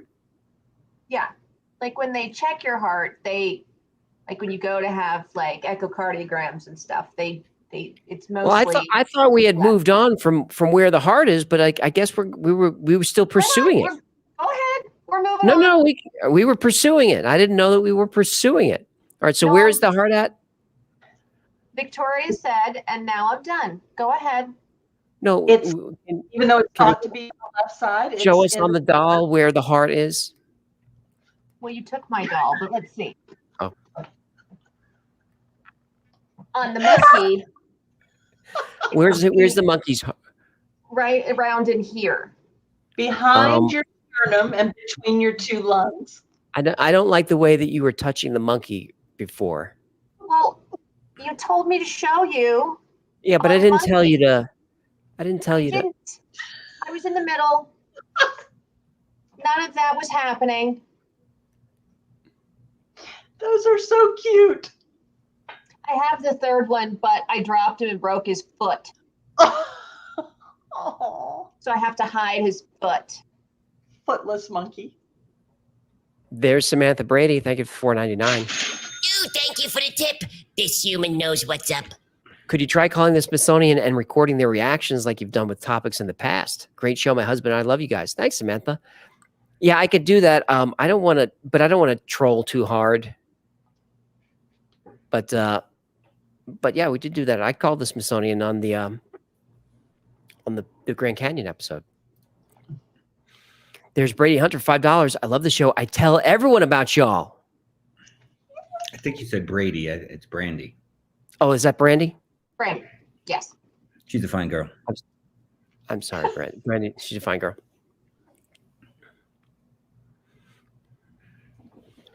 And there's Steve Henson, $49.99.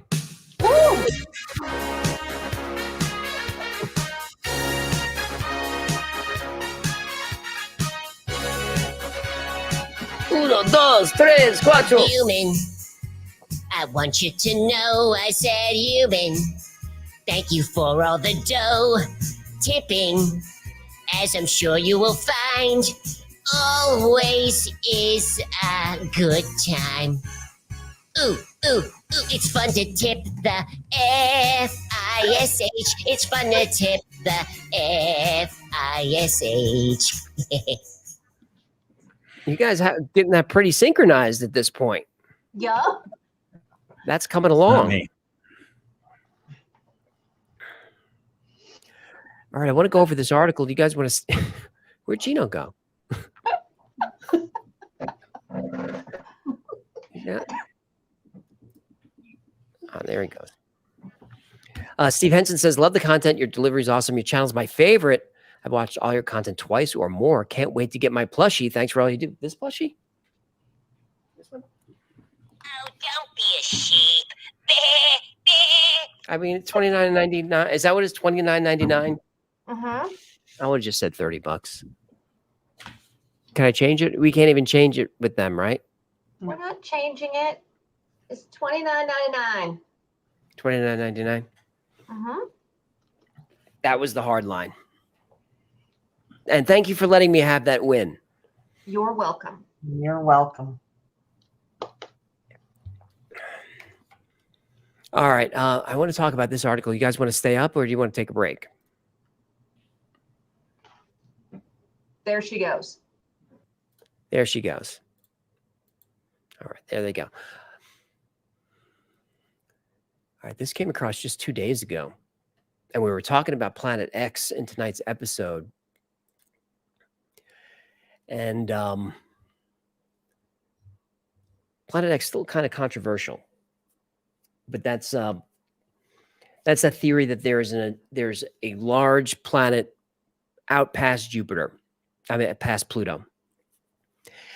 And I think this article kind of says how he gets. All right, a captured alien planet may be hiding in the edge of our solar system, and it's not Planet X. The cold and mysterious Oort cloud at the edge of our solar system may be hiding a rogue exoplanet, new research suggests. All right, here's Planet X. In 1906, astronomer and businessman Percival Lowell launched a search for Planet X, a hypothetical giant planet orbiting the sun beyond Neptune. Lowell was convinced that Planet X existed based on some supposed irregularities he had observed in the orbits of Neptune and that other one that Hecklefish likes to say. His belief eventually led to the discovery of Pluto in 1930, though scientists later determined that the dwarf planet was too small to have a gravitational impact on Neptune's orbit, let alone the other planet. Today, Planet X hypothesis is largely considered to be discredited. That's not true. However, it hasn't stopped astronomers from looking for planets in the far reaches of the solar system. All right, so that's Planet X, which I think is out there. Some people think it's not a planet, but maybe a brown dwarf, which is a brown dwarf is like a planet star planet. It's bigger than a planet, but cooler than a star. It's kind of in between, but a lot of gravity. So it could be that there's the thinking that this Planet X or brown dwarf or whatever it is, that maybe we're part of a binary star system, that there is another star in binary orbit with our sun, but it's way, way out there. And there are theories that the orbital period of that star is about 56 million years or 28, or depending on who you're talking about. It's periodic and it's divisible. And every time this other planet comes in sync with us and the plane of the elliptic of the galaxy, we get all kinds of asteroids and comets. The gravity just throws all the garbage from our solar system right at us toward the inner solar system. And that garbage being the stuff in the asteroid belt, the Kuiper belt, which is far beyond that, and then the Oort cloud, which is way beyond that, but still part of our solar system. And the Oort cloud has a lot of stuff in it. So if the Kuiper belt has millions of asteroids in it, ranging from the size of a baseball up to the size of a small planet, the Oort cloud has trillions and trillions of objects. It's a lot of stuff. So when the gravity gets wacky, it's a lot of stuff to come our way. That's just a theory. But this is saying that what they found is not another planet within our part of our solar system, but actually a rogue planet, which is a planet that doesn't necessarily orbit anything. It just moves through space. And that's pretty scary. An international team of researchers recently simulated the unstable celestial mechanics of the early solar system. They found there was a possibility that one or more planet-sized bodies came to rest in the Oort cloud, a vast collection of icy objects stretching between a few 100 billion to several trillion miles from the sun, according to NASA. The new paper describing the work has been published to the preprint server, has yet to be peer-reviewed. Goes on to talk about when the solar system was forming, it was unsettled place. Gravity sent debris from the rapidly cooling dust cloud pinging around like cosmic pool balls. Occasionally, large pieces of debris, even planet-sized ones, would have been hurled far enough to escape the sun's gravity altogether.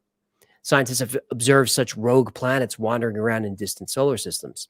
According to the researchers, there's about a 0.5% chance that one of these wayward planets might have formed in our own system and ended up in the Oort cloud as it drifted away from the sun.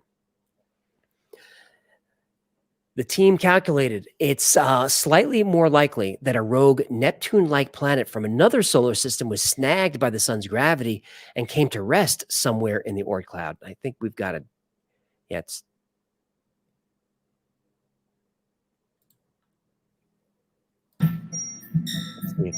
much bigger than the region that includes all the planets. It extends halfway to the nearest star. It has 100 billion objects in it, researchers think. But the Oort cloud is sort of difficult to explain. All of the planets and most of the asteroids in our solar system basically exist on a single disk, a flat plane. And the reason for that is that they formed out of a disk-shaped cloud. So they're all kind of on a line with each other. But the Oort cloud isn't on that plane. The Oort cloud is a sphere, and we know it's a sphere because the evidence for it is all the comets that come out of the Oort cloud and into our solar system, and they come in from just all sorts of directions. But there's no good way, based on models of how our solar system formed, to really explain how all those objects got there and got into that arrangement. Avi Loeb, a researcher at Harvard University known for wild and exciting ideas about how space works, wrote in a new paper with his student Amir Siraj that Oort cloud, that vast sphere, that mysterious vast sphere full of stuff we can't explain, might be a footprint of a long-lost binary twin of our sun. Now, binary stars are pretty common in space. Two stars, there's... All right, he goes and talks about binary stars, how binary systems are actually more common than single systems. And Avi Loeb, he's involved in a lot of cool stuff. He's working on a project now where a comet came through and crashed in the ocean. So he and some researchers, they're in a boat finding it. They've got equipment at the bottom of the ocean pulling up all kinds of stuff near where this comet's supposed to have landed. And just a couple of days ago, I think it was, they pulled up a metal piece of wire, very small, but a piece of wire made out of metal that they can't identify, at least not yet. And that was just a couple of days ago. So that's Avi Loeb. Keep an eye on him. He's got a lot of cool stuff. We have to be almost ready for Gino's story hour, right? Ooh. Sure. Right? Oh, no, not that one. Not that one. This one?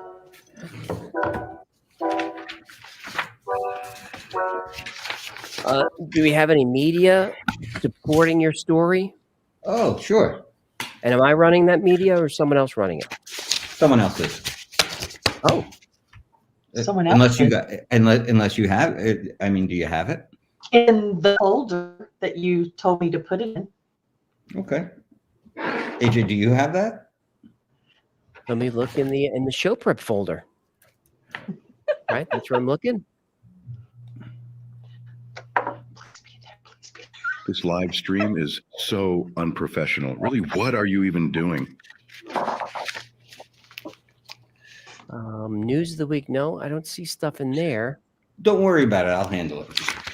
No, it's in the show prep folder that says Gino Story Hour. Show And prep. put it in the folder. Let me do a search for it. Now, there's Live. Share with Gino Story Hour. all right. I have it. All right. So I wanted 5 good images I got 49. He's got Oh. it. Gino's got it handled. Oh, he's got it handled? Yes. You could support me. How about that? Well, all right. Now I was worried that you heard a noise again. Oh, no. Well, tonight our story hour is brought to you by Caveman Coffee.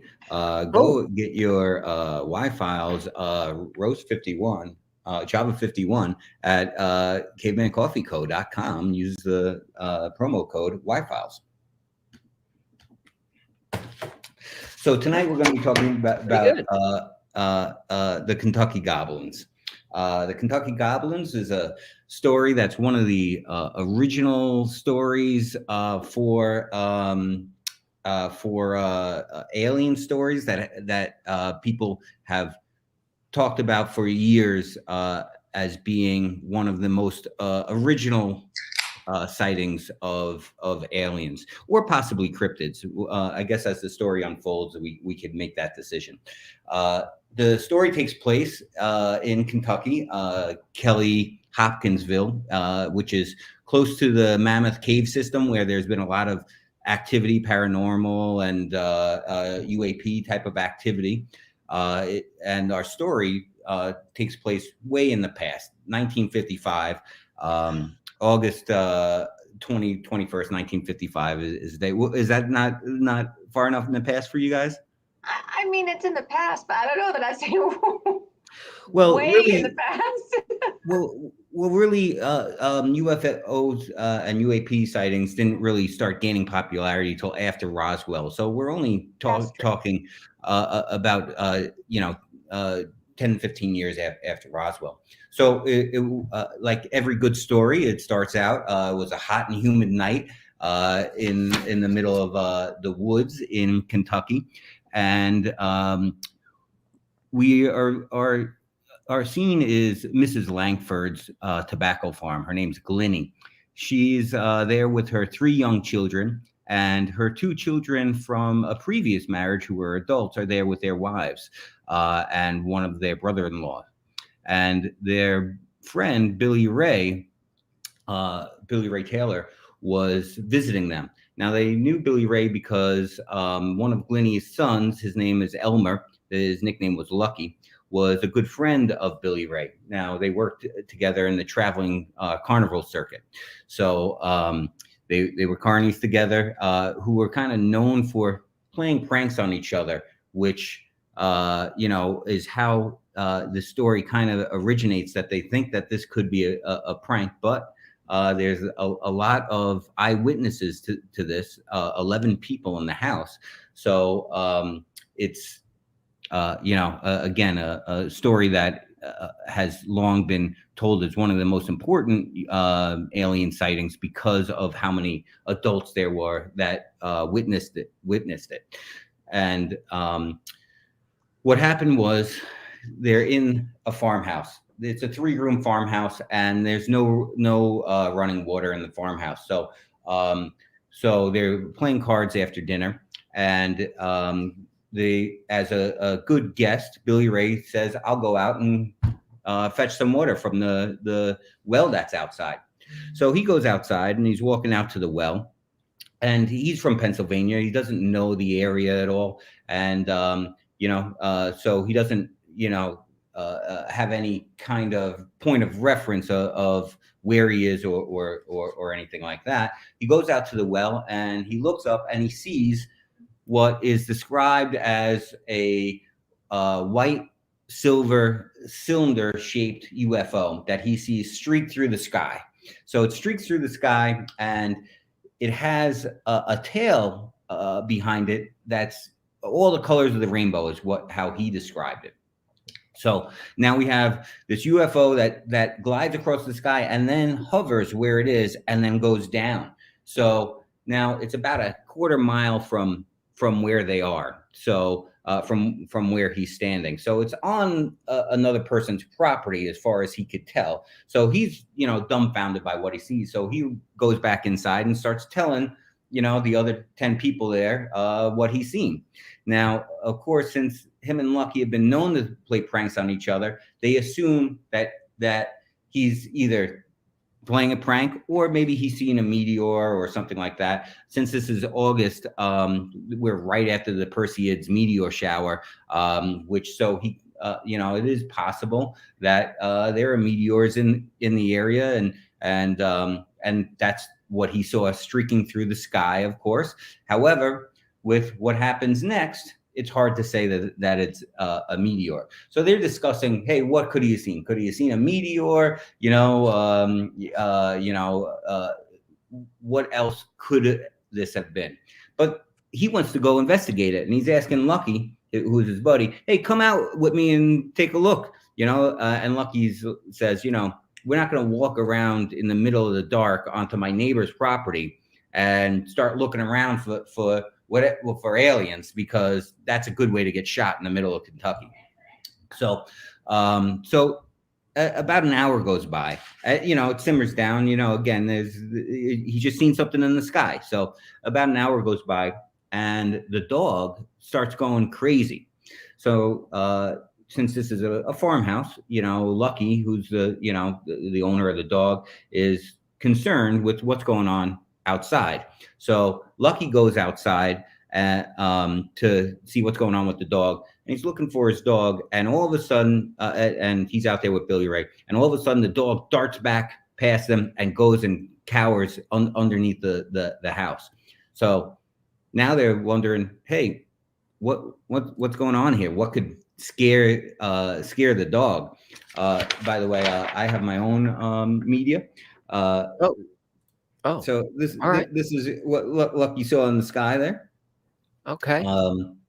Again, you have bringing in media old school. I like it.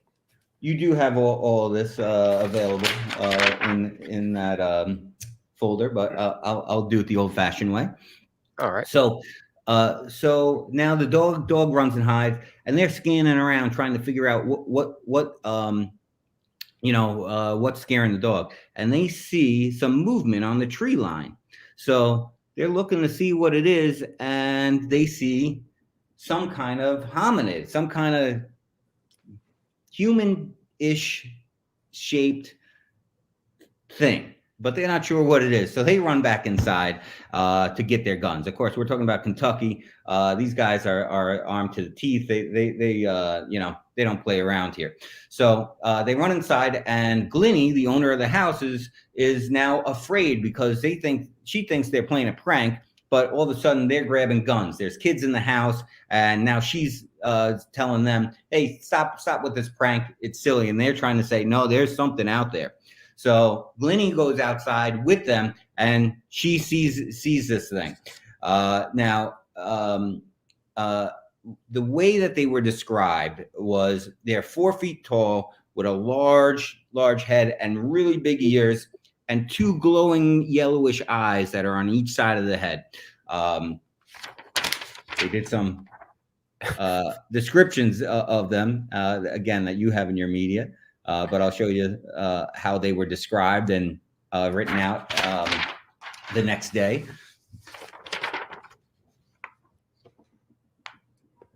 See, that's no. So some of the other interesting characteristics are it had short little legs, but it didn't seem to use them. It looked like the thing was gliding, and it had really long arms that came down into like a claw, which we hear, throughout a whole bunch of different alien stories, web-like hands that come to a claw. So they get out there, they got their guns, they got a 20 gauge shotgun with them, they got a 22 rifle, and they got a 12 gauge shotgun. Three of the guys that they were there, Lucky, Billy Ray, and their brother-in-law, OB. So this alien this alien puts its arms up and starts gliding towards them. So typically you'd think, hey, an alien coming out, something that has its arms up, is trying to say, I come in peace, or, hey, don't shoot. But, these guys, they give them the old American hello, and they start blasting this thing. Once they start blasting this guy, he does a flip backwards, and they hear like a metal, like sounds like they're shooting a tin bucket. You know, it sounds like it's going ping, where if you were they said it like if you were shooting a metal roof. Now they're shooting at this thing. It like glides back into the tree line, and they run back into the house to figure out, what did we just see? Did we just see an alien? Which a few of them think. Glennie, who's really religious, thinks it's a demon. She doesn't know what to think of it. And then they turn around, and as they turn around, they see another one, not the same one, but another one through the door, and they turn around and they start blasting this right from the house outside to hit this thing. Now they could hear that they hit it, again, ping, they hear it, but they can't see what happened to it. So now they walk outside and they're trying to figure out what happened. And Billy Ray is scanning from the porch, trying to figure out where this thing went. And everyone's kind of scared. And then slowly from above him comes down this little claw-like hand, trying to reach out and grab his head. So everyone's screaming everyone's screaming in the house. And luckily his wife was pretty quick, to jump in and grabs him and pulls him back, so he doesn't get snatched up by this alien. But now, now it's on. So now they run out there with all the guns, and they start blasting this thing, and from off the roof, and it glides from the roof about 40 feet away, and then back into the tree line. So now they're they're scared of what's going on, and this is the beginning of it, but it lasts over 3 hours, where these things keep coming back and never try and hurt them or anything like that, but keep trying to peer into the window and surround the house. So throughout this 3-hour firefight, they shoot them out of the trees, they shoot them off the roof, they shoot them everywhere. Again, this is what we do as Americans. We want to shoot things. So after about 3 hours of this, they say, hey, there's like a lull, and they don't see any. So they book it out to their trucks with the whole family and the kids and everything. And they head on down to the police station, which is about 15 minutes away. So they get down to the police station, and now it's almost 12 o'clock at night. So they're telling the cops, hey, this is what we experienced, and they're going through the story. Now, typically, you'd think no one's going to believe this crazy story. They're going to think, they're drunk, or they're high on something, drunk on moonshine. But the thing was, Glennie, who owned the house, she was a strict but fair host. She did not allow any alcohol in the house, so there was no alcohol in that house at all. Now the police, fun. Yeah, so the police are taking down the report, and again, you'd think that they wouldn't really take any, feel like there's anything to this, but little did the Suttons know, and that earlier that night, a local state trooper called in and seen something flying through the sky. So there was another report by a state trooper, which gave it some credence to some credibility to the story. So the police now send out, and it's the middle of the night, they send out almost 20 officers. They call the state police, which sends out officers. The local police sends out officers, and they were trying to decide, what do we do? Do we call the Air Force or anything like that? But instead of calling the Air Force, they called Fort Campbell, who sent out 4 MPs as well. So now they're all converging on the house here, and again, middle of the night. So they start doing their investigation, they can't find any kind of evidence except that they shot this place to hell. So they know something went on because 200 rounds were spent. You could see they shot through the windows, they shot through the door, but they can't find any evidence. They don't see any of the goblins themselves, and the police don't exactly know what to think. The only other evidence that the police see is out there in the dark. They could see a glowing on the next, which would be almost far enough away that would be a different property. And so the police said, oh, that's probably just foxfire, which is a luminescent type of mushroom.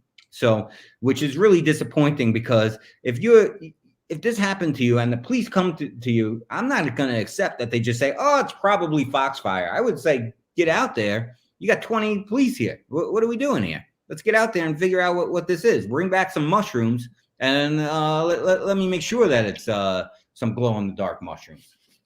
However, that didn't happen. So the police are now going through, trying to figure it out. They can't. So, it's the middle of the night. They pack up and they're ready to go home.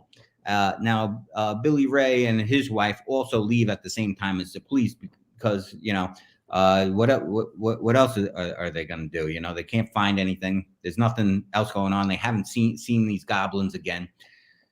So now they get back into the house, and it's like 2 a.m. So they're trying to go to sleep. I don't know how anyone could go to sleep. So while they're trying to go to sleep, Glennie hears on the roof again. There's Glennie. Glennie hears on the roof again a pitter patter. So it ain't Santa on the roof. So now when she yells for Lucky, she's yelling for Lucky and her other son JC to come. As they get into the room, they see coming up from the window a little face. So, we got Peeping Tom Goblin coming at you, and Lucky's Johnny on the spot. He's he's a huckleberry. He just starts blasting this thing again. So for another 2 hours, they keep coming back, and they just try and protect the house. By morning, daylight, the goblins are they only came out at night. So once daybreak came, they were gone. However, the families packed up and got out of there. Got out of there. I also want to show this one. If you have this one, find this one. This was done by by SMK, our Y-Files artist, who does some amazing work. This was just one of the drawings that he did a few years ago, while he was interested in the Kentucky Goblin story. So that's the story. Now, to kind of go further, they tried to figure out what it was. The police came up with no ideas. They had a theory that monkeys escaped from a circus, and that these silver monkeys that they were trying to explain the metallic look as silver monkeys that were painted silver, and bulletproof monkeys. And that's sort of the crazy part of it. These are people who are experienced with guns and certainly hunting. So if it was monkeys, you're not missing a monkey with a 20 gauge and a 12 gauge shotgun. You're hitting everything around the monkey. So where's the blood? Where's anything else? One of the other theories that came up was that it was giant horned owls. These giant horned owls certainly do look like them, but they're not 3.5 feet tall. Giant horned owls. You're not gonna. I don't know how you're gonna mistake that for a human, or for something that looks like a human hominid. So I did pull up this other picture that you have in there of an owl, I think with mange or just defeathered, which is sort of creepy. Certainly looks like an alien, but again, just like you said, the main thing to say is, how did these things get shot at and there'd be no feathers anywhere, no blood anywhere? It doesn't even make sense. Now, Project Blue Book did dismiss this case originally. But J. Allen Hynek, a year later, did a follow-up interview and felt like the family was credible, especially Glennie, who was sober and religious. And when they did interviews with neighbors and things like that, they all said that Glennie, she would never make up some kind of hoax like this. It wouldn't even make sense, for her. So it was put in the UFO Experience, J. Allen Hynek's book. He didn't really draw any conclusions to it, except that they did see something. He was sure of that. And like he only told the story as it happened. He didn't go into the theories of these people must have been drunk, or was it horned owls or anything like that. He told us, he tried to give as much credibility to the actual story as possible. So if you are talking about some of the pluses of J. Allen Hynek, which aren't too many, that's one of the things. He did not try and debunk it or say that it was not a real sighting. He did feel like this was a real sighting of something. So that's the story of the Kentucky Goblins. Now, there's been a lot of follow-up to this story that also in the area as recently as the last decade, that some more aliens or goblins or whatever you want to call them have been spotted, especially in Hellier. There's been a multi-part documentary on it that I'll follow up on a different story hour. But I did want to just tell the original story of the Kentucky Goblins. So, and besides these Kentucky Goblins, again, like I mentioned, the Mammoth Cave system is there, which people have gone missing in. There's been talks about aliens living in the caves. There's been talk about entrances that UAPs are able to get into without being able to phase through the rock. So it's really interesting, all of the different tales that go on in this area. There's a cryptid that's out there. I think it's called the Land of the Lakes, is one of the cryptids that's out there. So it's a really interesting area. Again, I'm looking forward to following up on a different story on Hellier, because once I found out that it was an 8-part documentary out on it, I couldn't wait to watch it. I couldn't fit it all in this story. So that was the story. To you by Hitman Coffee. There he goes, Gino Story Hour. Tell me something I don't know. Where's Gino? Oh shit, where he go? Tell me something I don't know. Where's Gino? Oh shit, where he go? Jet set embedded at the regular scenes. Worldwide travel fiend with the green. Jack hair, he's the bone who bears. Big bushes change smell, thaw the air. Ay, hibbity dobbity dobbity doo. Where's Gino? Yeah, that's who. And yeah, it's true, cause that's a dude he cares about. He brings around the vibes and the souls up. All right, Kentucky Goblins. There it is. That's a freaky story. Like, what, something made these people shoot their own house up for like 6 hours that night. And that's what Glennie was afraid of, is hey, we're gonna wind up shooting at the kids. They as the siege started, they wound up lifting up all the windows, because they felt like, hey, these things are gonna get in if they want, but we don't want to keep ruining our house. So so they lifted up all the windows and huddled in one room so that they could protect the family. Crazy. There's UFO Sasquatch 499. Ooh, I like the way you tip me. No diggities. Just tip me up. Big fan of your work. I believe in you, so one day you can believe in me. Yeah, Kentucky Goblins has been on the list, but I couldn't figure out a way to work it in. So I'm glad that Gino covered it. There's just not too much to debunk. It's a story that that you just have to take it for the story of it, because you can't really go through. I mean, you could look at the police report. You could look at the follow-ups from Jay Allen and Hynek, and there was another reporter who also did some follow-up on it, and you know, again, it's more of just a straight story than it is something that you could do any research into. All right, we gotta blast through our super chats. You better do that. Because we want to wrap it up at 10, don't we? Ooh, that'd be There's nice. Paul for $10. Speaking of Reddit, I just deleted my 13-year-old Reddit account in protest of them turning off API access and disabling third-party apps. Reddit is fun for life. Here it is, Paul taking a stand. Taking a stand. Erica Adams.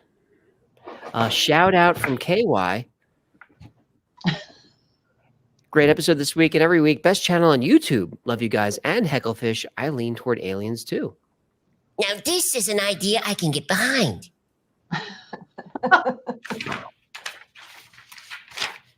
This is the existentialist $50. Can't you see me swimming here? I got guppy payments up the wazoo. I just don't know what to do. I need a lawyer or two. Oh, human, please tip. Tip. Go ahead and tip. I need you to tip. Tip. There it is. Human, please tip. Whoa, whoa, who said that? Great show with all the ancient civilization information coming to light. I haven't seen anything about the crystal skulls in a while. You guys seen anything about that recently? I haven't seen much about it recently, existentialist. But I'm pretty sure those are debunked. But those have been on my list for a while too, the crystal skulls. There's Joe P, the official beard of the Y-Files, for $20. Great episode, guys. Who do you think has lost more stuff, the Smithsonian or NASA? Do you think they have a competition on who can lose or hide the most? T-shirt idea, LOL. Fear the Crab Cat. Have a safe and happy 4th. I mean, I think that's Fear, right? Is that Edvard Munch? Is that what that painting is called by Edvard? The Scream. That's right. It's the Scream. So the Scream, the Crab Cat. Yeah, those agencies seem to be losing a lot of stuff all the time. Envoy 1999, great episode. Learn new things. Definitely would love an Anunnaki/Nibiru episode. Keep up the great work, Files team. Oh, I shouldn't have had a bubbly soda in the middle of the show. You think this passes for a live stream? Think again. There's Mike D, 501, off topic, a story in the news. Any thoughts on the Titanic submersible? I don't know. What is there to have thoughts on it? Getting on that thing was a terrible idea.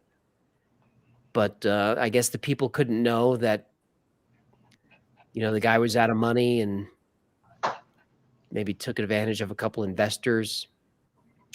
I have some thoughts on it that really don't have too much to do with the Titanic submersible as much as it does the government. The government said they announced that it was a top secret probe that heard it implode, so they knew days ago. But why would you ever say the headline was top secret? It was top secret. How are they allowing that out into the news that it was something top secret that was able to hear the implosion? I think they told the Coast Guard pretty soon after it, didn't they?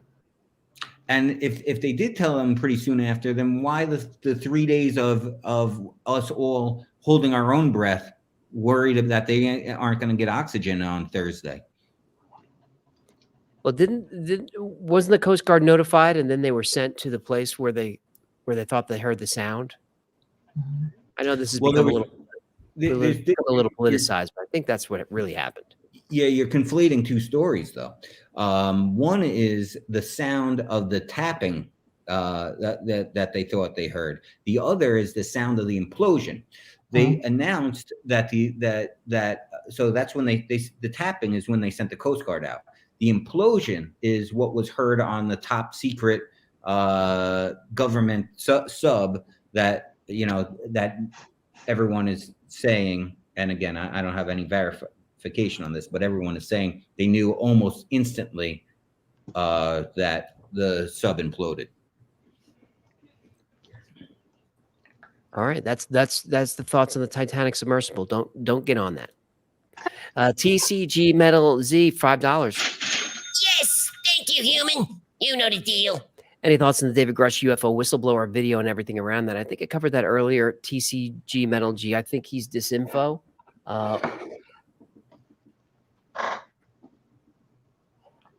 Reading talking points from the Pentagon.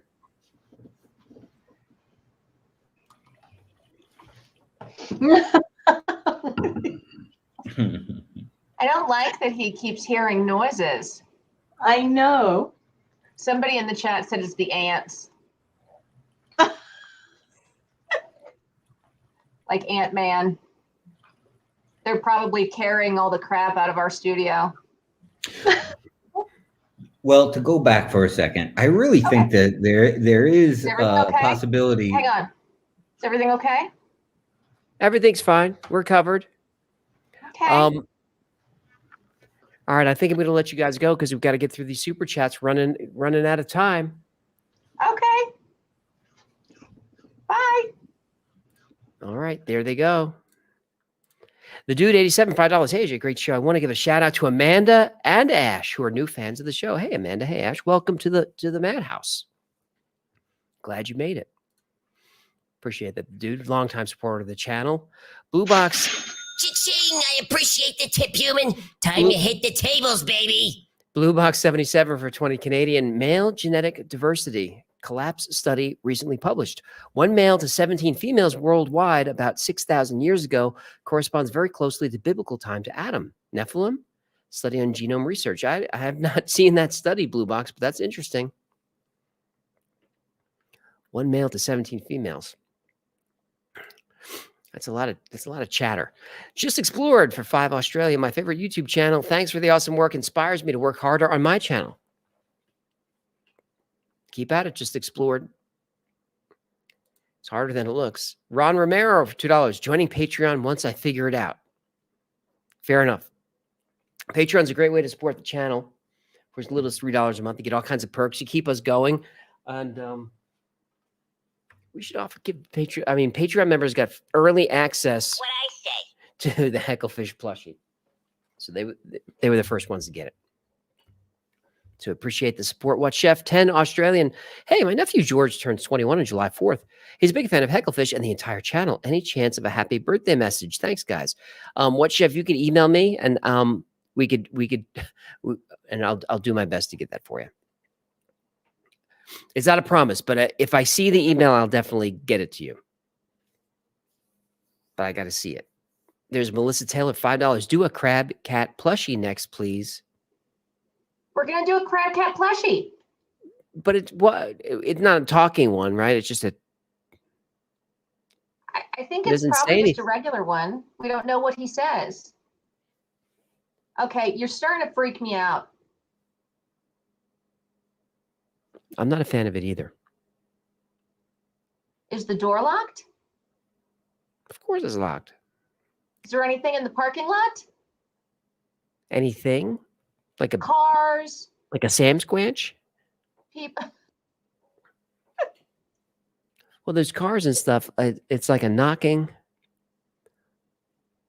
It was a rat-tat-tat-tatting. Neighbor. Once upon a midnight dreary.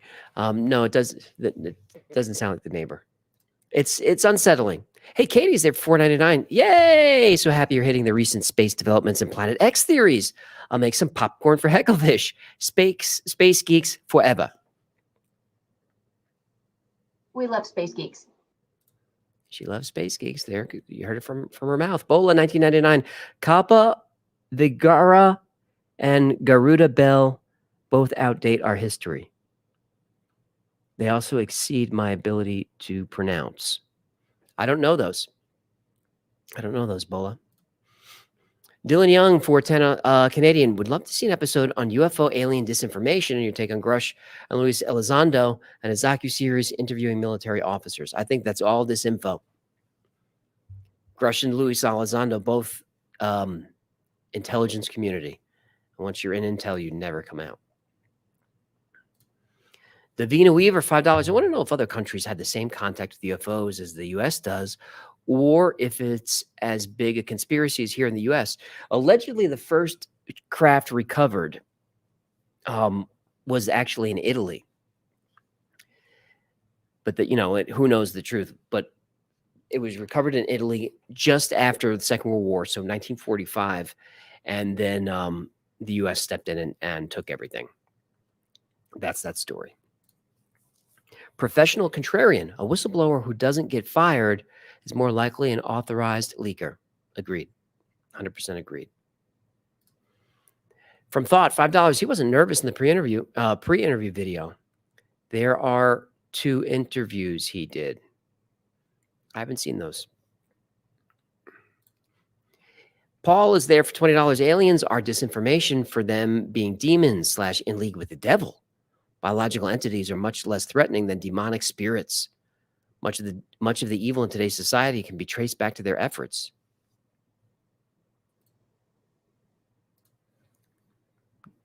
Made Jen nervous. Walker, for 200 rupees, do you think humans existed during continental drifts? There are similarities between Tibetans and Native Americans and between the Vedas people of India, Sri Lanka with the Native Australians. Well, continents are always drifting, Walker. But if you mean when the continents were together, like during like a Pangea type phase, then no, humans weren't there for that. Modern humans have only been around about 1 million years, maybe 2. And the modern humans, about 100,000 years. Similarities between Tibetans and Native Americans and the Vedas people. So there are stories and legends that Indians were in the New World 2000 BC. There are illustrations connected to the Vedas showing maize, showing them holding maize, and it's not like the Pompeii pineapples, which they maybe the pineapples, maybe the pine cones. These images, it's definitely corn on the cob, which they didn't have in India, but it's definitely there. So, there was a study that I just saw it just maybe today that said that, we're taught that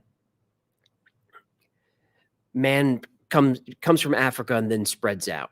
Well, this study was saying that as Homo sapiens were migrating out of Africa up through Europe and so forth, at the very same time, they were taking boats east and going to Asia. So, which could explain some of that stuff.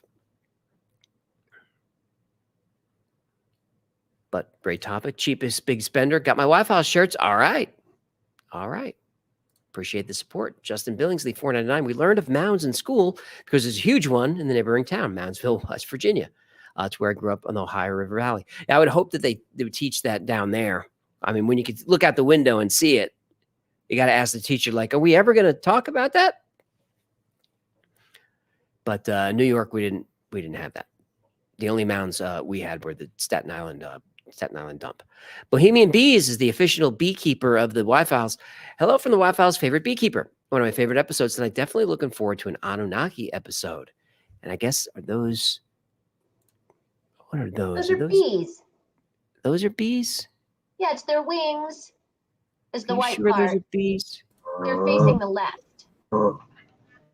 No. That's our beekeeper. They're facing.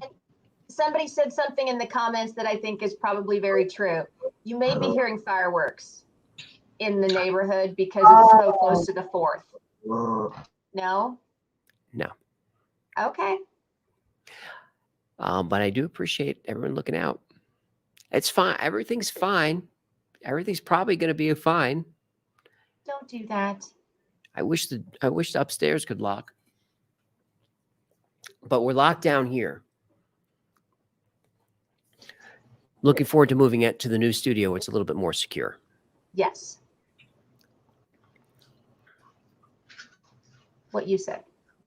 All right. Everybody agrees. It's very agreeable tonight. AJ Adams, $5. Graham is confirmed to debate an archaeologist at the end of October on Rogan. For those interested, I'll check that out. Have I looked into dragons before? I haven't, but dragons would be a cool story to cover. If you send that in the tips line, if you have any info, I'd definitely look into that. Lord Kinbote, $10. The Area 51 caller would be an interesting topic for a future episode. I agree. If you're talking about the guy who flew his private plane over Area 51 while talking to Art Bell live, saw fighter jets signaling him to come down, panics, and then the call ends. It was brilliant radio. It was riveting. Eric Capps, Kontiki proves humans floated Peru to the Pacific. I believe it. I believe that. I mean, the DNA tests confirm that people were mingling. People were mingling. Sweet potatoes were mingling. Chickens were mingling. It was a very erotic, sensuous time on the planet. Chance maybe for $5. Perhaps if people knew of advanced aliens, we would seek them out and not rely on our government. That's an interesting theory. I don't think that's it, but I like where your head's at. The government does like it when like us relying on them. Bob R, $5. Done a show yet on the notorious patent trolls, the Wright brothers, holding U.S. aviation back for decades? I haven't heard that conspiracy, but I like it. I like that one, Bob. I'm going to look into that. Cards 96 for $20. Really enjoyed the show. Heard you can get foot massages here if you're lucky. That's absolutely true. That's Victoria's the official foot massager of the channel. Oh, Gino's upset. He thought, I guess you could get Gino and Victoria. You could do like a double three-way foot massage. What would you call it? No. You waggling your finger. No. Appreciate all you in the group do. Stimulates the mind, and we stimulate the toes. Kizzy $4.99. How can we get updates on the ongoing unearthing of the ancient cities that shouldn't exist? I don't know how to get you updates, Kizzy. I mean, as we find more stuff out, I'll talk about it here. If I can get the technical issues ironed out, I'll talk about them here. But all I do is there's a few sites that I go to that cover this stuff, like Live Science is a good one. But you just got to keep your eye out. And there is Dr. Nan Fran is back, $50.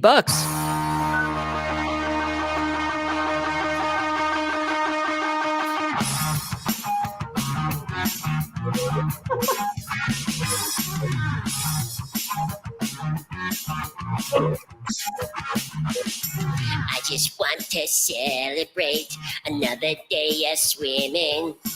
I just want to celebrate another super chat. Put my faith in you humans, and you humans let me down.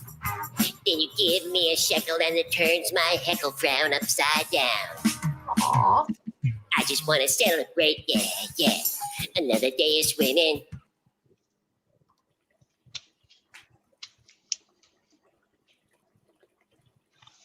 I think he's doing that on purpose just to make me completely freak out. Yep. At least he better be doing that to freak me out. I could be down there. I'll be there in 5 minutes. All right. Well, so Dr. Nan Fran says, Grubhub Fund, stay Illuminati, my friends. Thank you, Dr. Nan Fran. I appreciate the Grubhub Fund. Very, very helpful. J2J for $9.99. Longhouse of the Northern Tribes trading with everyone throws that theory out.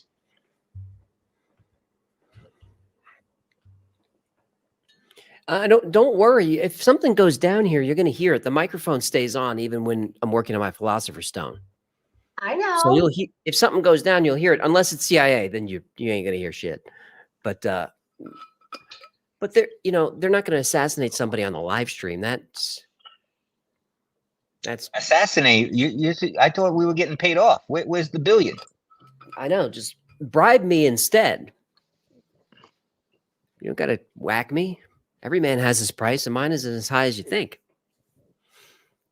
So the Longhouse of the Northern Tribes trading with everyone throws that theory out. That's true. There you go. Black Canvas Life Wanderers for $10. Why not start a Rumble page for videos that you cannot put on YouTube? We'd love to see all the controversial stories you're not allowed to do here. We are on Rumble, Black Canvas Life Wanderers, but the only reason there's not extra videos up there is because I haven't had time to produce them. Ooh, sorry about that. Yikes. You call this a live stream? How are you not embarrassed? Cheapest big spenders there for $5. Could you do videos that would get flagged on YouTube only on Patreon? Yeah, that's where I would do them first. Cheapest big spender. And when we get a little more time in the schedule, I'll do that. And they'll go on Patreon first. And then they'll go on Rumble. Got to give the Patreon members the first shot. Right? Yes.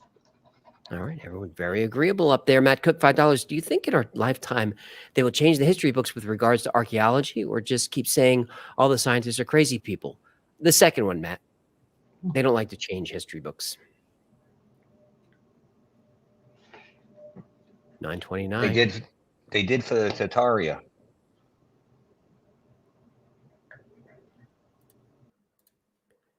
Gino saying they did it for Tartaria.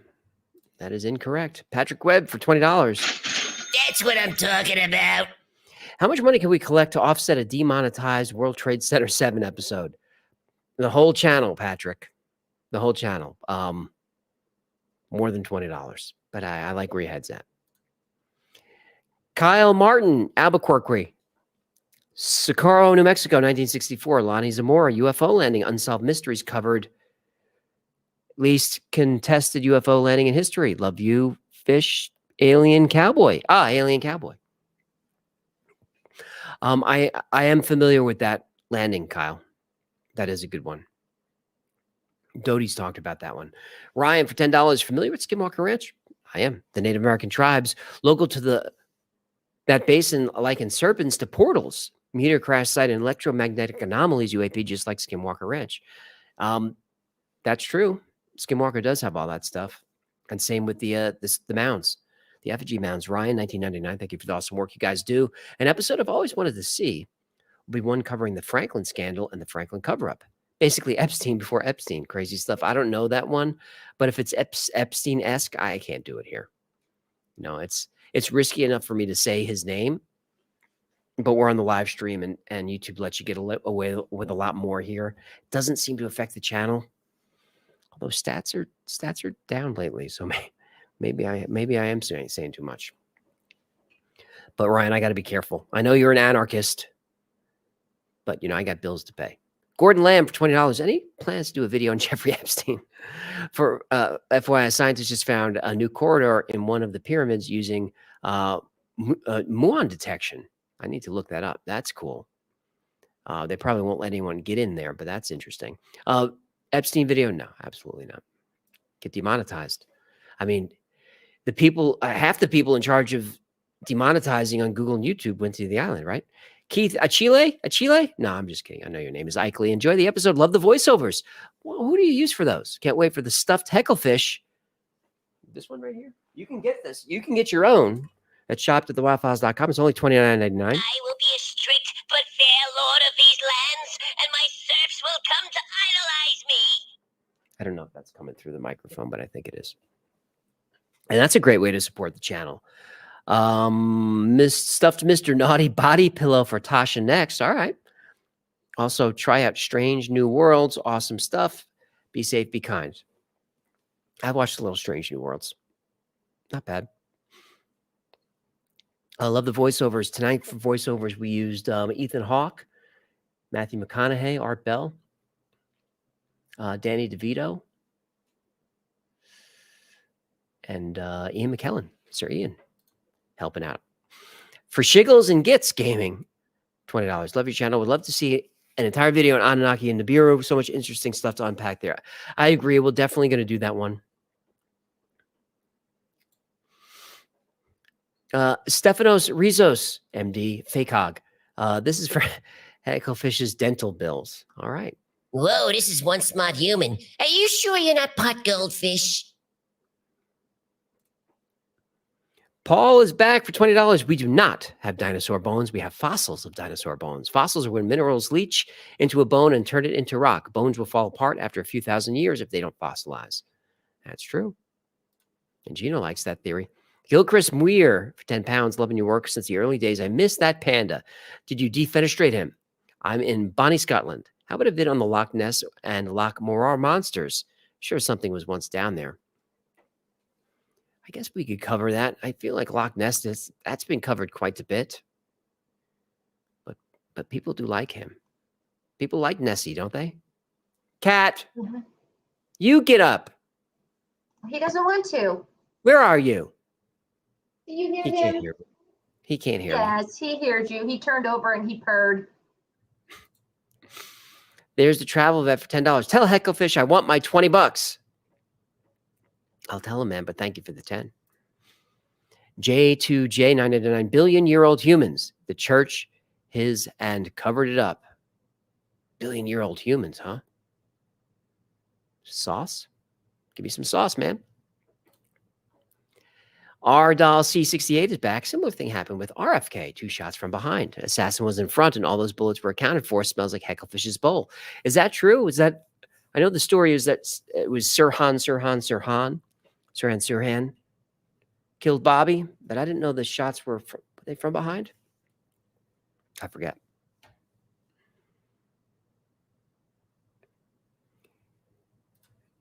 Whoa, there's Balls Capone, $49.99.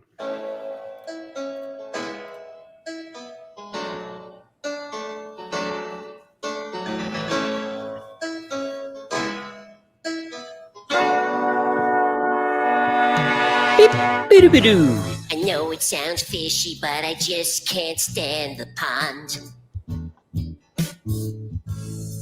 Human, I'm leaving here tomorrow.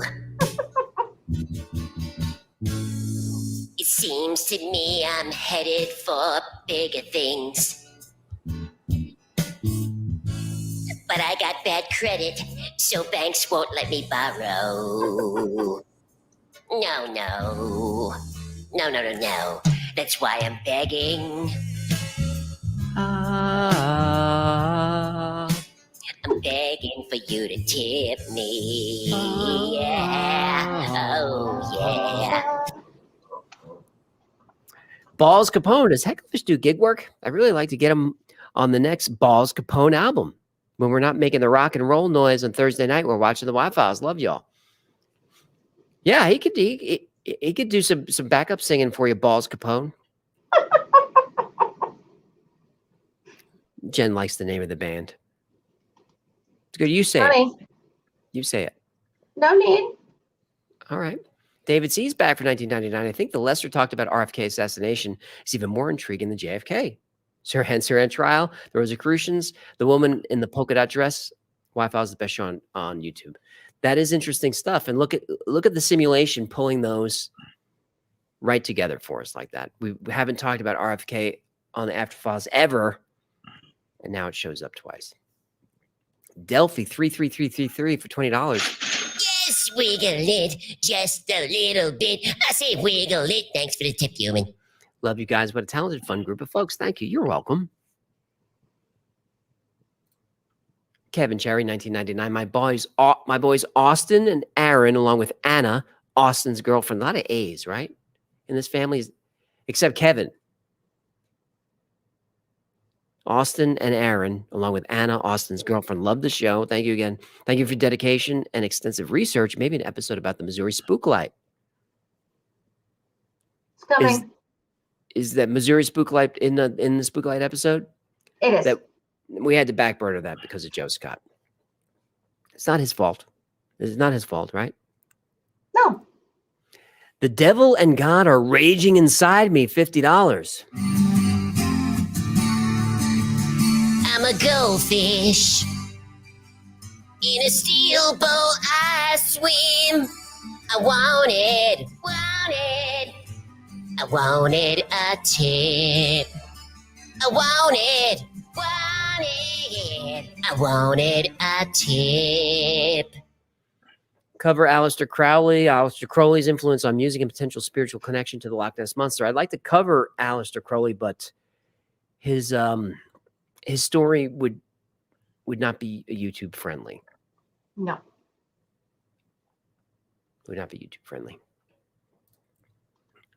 But Rosicrucians, we're going to do something on them. DSDRN, $200. How about the Y-Files jersey, like a hockey or baseball jersey? Hashtag tip the fish. Wow. That's a good idea. Someone else did ask for a jersey too, so that's two there out of the blue. Well, if we get one, we have to give DSDRN a one on the house. Yes. For all her generous tips. We appreciate that. All right, we got 20 minutes left. We're going to plow through these, so I'm going to let you guys go. If you got to pee, there they go. There they go. Uncle Bill's Toys, $10. New favorite stream. Give this to Hecklefish, my spirit animal. Yes, my dressing room is getting an upgrade. I'm thinking I need a leather sofa, silk pillows, and a live-in masseuse. M1K3 droid, there you are, $5. Skull Star passed by 75,000 years ago, less than 1 light year away inside Oort Cloud. Its speed is 1 light year every 3,600 years. It has a brown dwarf orbiting it. Well, that's interesting. And thank you for the challenging super chat to read. I do appreciate that. Got to keep me on my toes. John Cave, thank you for the $20. Signed merchandise could be worth a fortune in the future. Yeah, especially if things go sideways here tonight.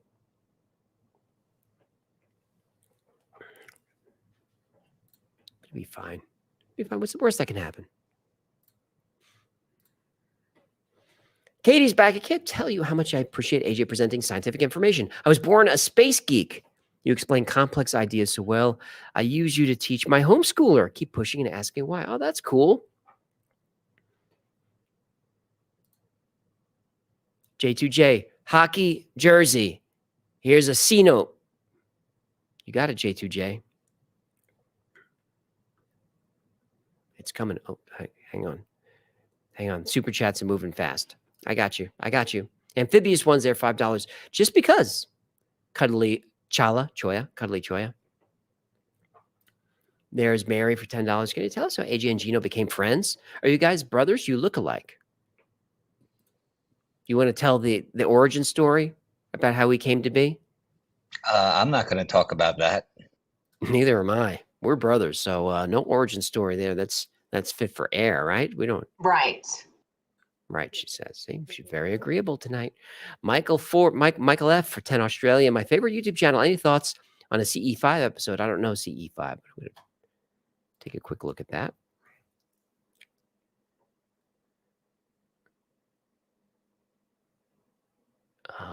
It's got to be this one. Claim to be used to expand one's consciousness. A YouTube description, but it's poorly written. Expand one's consciousness for making human-initiated contact with extraterrestrials. Is this the Dr. Greer stuff? Yep. Yeah, that's what Dr. Greer does. For thousands of dollars, you can learn to do that. Any thoughts on doing an episode? I don't know, Michael. Not a huge believer in that. Although if someone makes contact, I want to be wrong. It'd be cool to be able to just, communicate, just beam your consciousness to ETs and talk. I'd be down with that. But as yet, many thousands of dollars have yielded no results. Dustin K, $5. First time watching the live. I'm a new viewer. I apologize. This is not a professional. Hey, kids at home, if you want to learn how to do a professional live stream, watch something else. That one hurts my feelings. I'm a new viewer, but I've caught up on all your videos. Definitely my favorite YouTube currently. Lizard People. Currently, but Dustin K's fickle. We're only his favorite for so long. David H is there with a very smiley avatar. Need enough. Everyone look at David H's smiley face. Everyone look at how smiley he is. Look at it. Doesn't he look happy the way he looks at you? He does.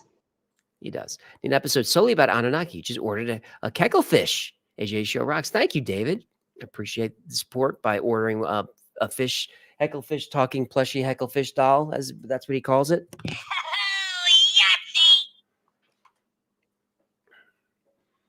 Thanks for supporting. Cleveland 216 is there, 999. There's a video on a channel called Styling Head, June 23, 2023.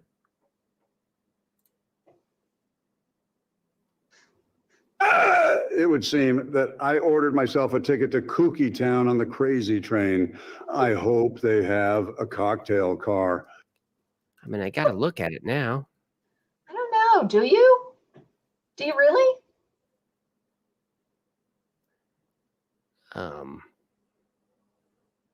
No. I mean, I see it, but Don't click on that stuff.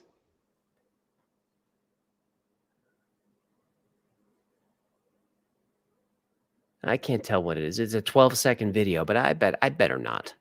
I'm gonna Cleveland. I got you. I'm gonna click on it in a moment. Paul said he just watched it. It's like clips of a SWAT team in someone's backyard.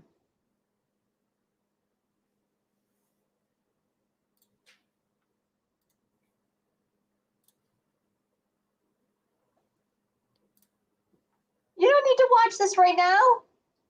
Why are we doing this? Watch it now? No. Should we watch it right now or what? No. We don't need to watch it right now. Sorry, Cleveland. But him hazy for 99. He found this. 31 degrees, 0.34854 minutes north. 0.35883 degrees west by satellite view. Whatever this is could explain reshot structure and much more. Just very cryptic things in the chat tonight. Jennifer's going to go ahead and look that up for you right now. But where would that be? On the equator? No. Where would that be? You're asking me? Well, Jenny, look it up. Look who's prepping now. Look at how fat are those hands? Look at how cute. Are those just big? Like it looks like an old fat man's hands, right? Are these big fat hands? Little baby fingers. Those are baby. They look like little sausages. They're so cute. Are they squishy? Squeeze them. I'm native. All natives descended from Siberians who crossed an ancient ice bridge that connected Alaska and Russia. They suppressed this info. That's talking about the transverse of the Aleutians, and the ice bridge meaning when it was all frozen up there, people walked across, and people did do that. But natives also came from boats as well that they're just discovering, not just from Asia, but from South Asia and Africa as well. Very interesting stuff. Benzo Gold for $10. Favorite show, mystery, millions of rock sings in South Africa, sound properties, gold mining, Anunnaki.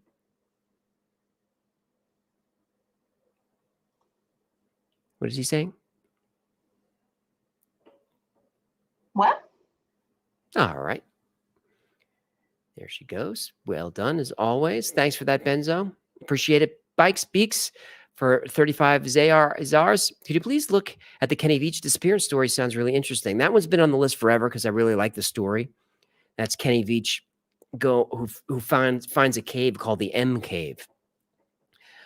And he says it's out near Area 51. So he hikes out there. And I've only got a few super chats left, and I got 13 minutes, so I can tell you a little bit about Kenny. So he hikes out there, and he says that he gets to the M Cave, and he feels like a presence. It's uncomfortable, and he goes into the cave, and he starts to this overwhelming feeling of dread the deeper he goes. And it gets so uncomfortable that he can't go any further. He bolts out of there, and he's at this time is a YouTuber, and he makes videos about desert hiking and stuff. He's like a survivalist. He'll go out and hike the desert for 2 days with nothing, which is not recommended, by the way. So he does a YouTube video about it, and he starts kind of fighting with people in the comments, which, look, just if you're a creator, don't read the comments. Just don't do that. You try to live your life, be happy. So someone challenges him to go back there and film it this time, record it, shoot it. So he does. He goes back out there and he does a video of him prepping. You know, here's where I'm going. Here, I think I remember the cave. This is my location. But he hikes with nothing. He brings some water. He brings a pistol. He brings his phone. And this time he brought a camera. That's about it. And he goes and hikes for hours and hours. So he goes out to pursue the M cave and he never comes back. And people think it's kind of a gag. They're not really sure. And then after a day or so, it gets stressful because his girlfriend comes online in the comments and on Reddit and so forth and says, no, he's actually missing. So they send authorities out to find him, like where he could possibly be.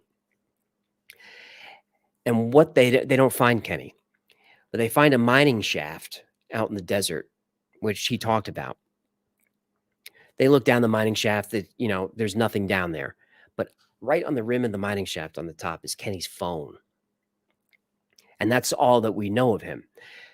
Now, this is some years ago. I don't really remember how many. It could be 10, it could be 15. But in the time since then, people have gone out looking for the M cave. So it's an interesting story because the first half is the disappearance of Kenny. And there's a lot more to it. This is just off the top of my head. I might have got some things wrong. If you're a Kenny Veach M cave fan, I apologize, but that's the gist. So that's the front half of the story. The second half of the story is people going out looking for the cave. And most people obviously can't find it. But using all kinds of interesting techniques, a couple of people believe they found it. And I know of at least two guys on YouTube that I think found it. And the way they did was, crazy stuff. They look at all his videos and they were able to match up like his shots with their own images of the terrain and stuff. Like here's the angle where he was when he took this picture. So we know he was here, and they triangulate. And then they found where the mine shaft is, all this stuff. So they know where Kenny was at. So eventually someone finds the cave that looks like an M for sure.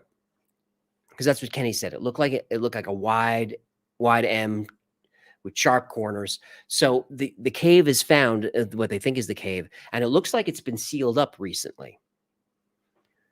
Because you can see the M is made of a certain stone of a certain color, and then underneath the M it's a different color. And I've seen the videos and the pictures, and for sure, I can't say that it 100% is. It's not like it's cement.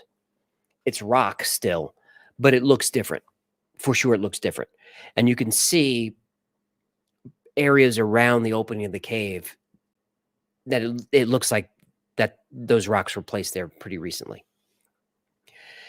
And someone was out there after finding that and found Area 51 signs, and there were sightings out there.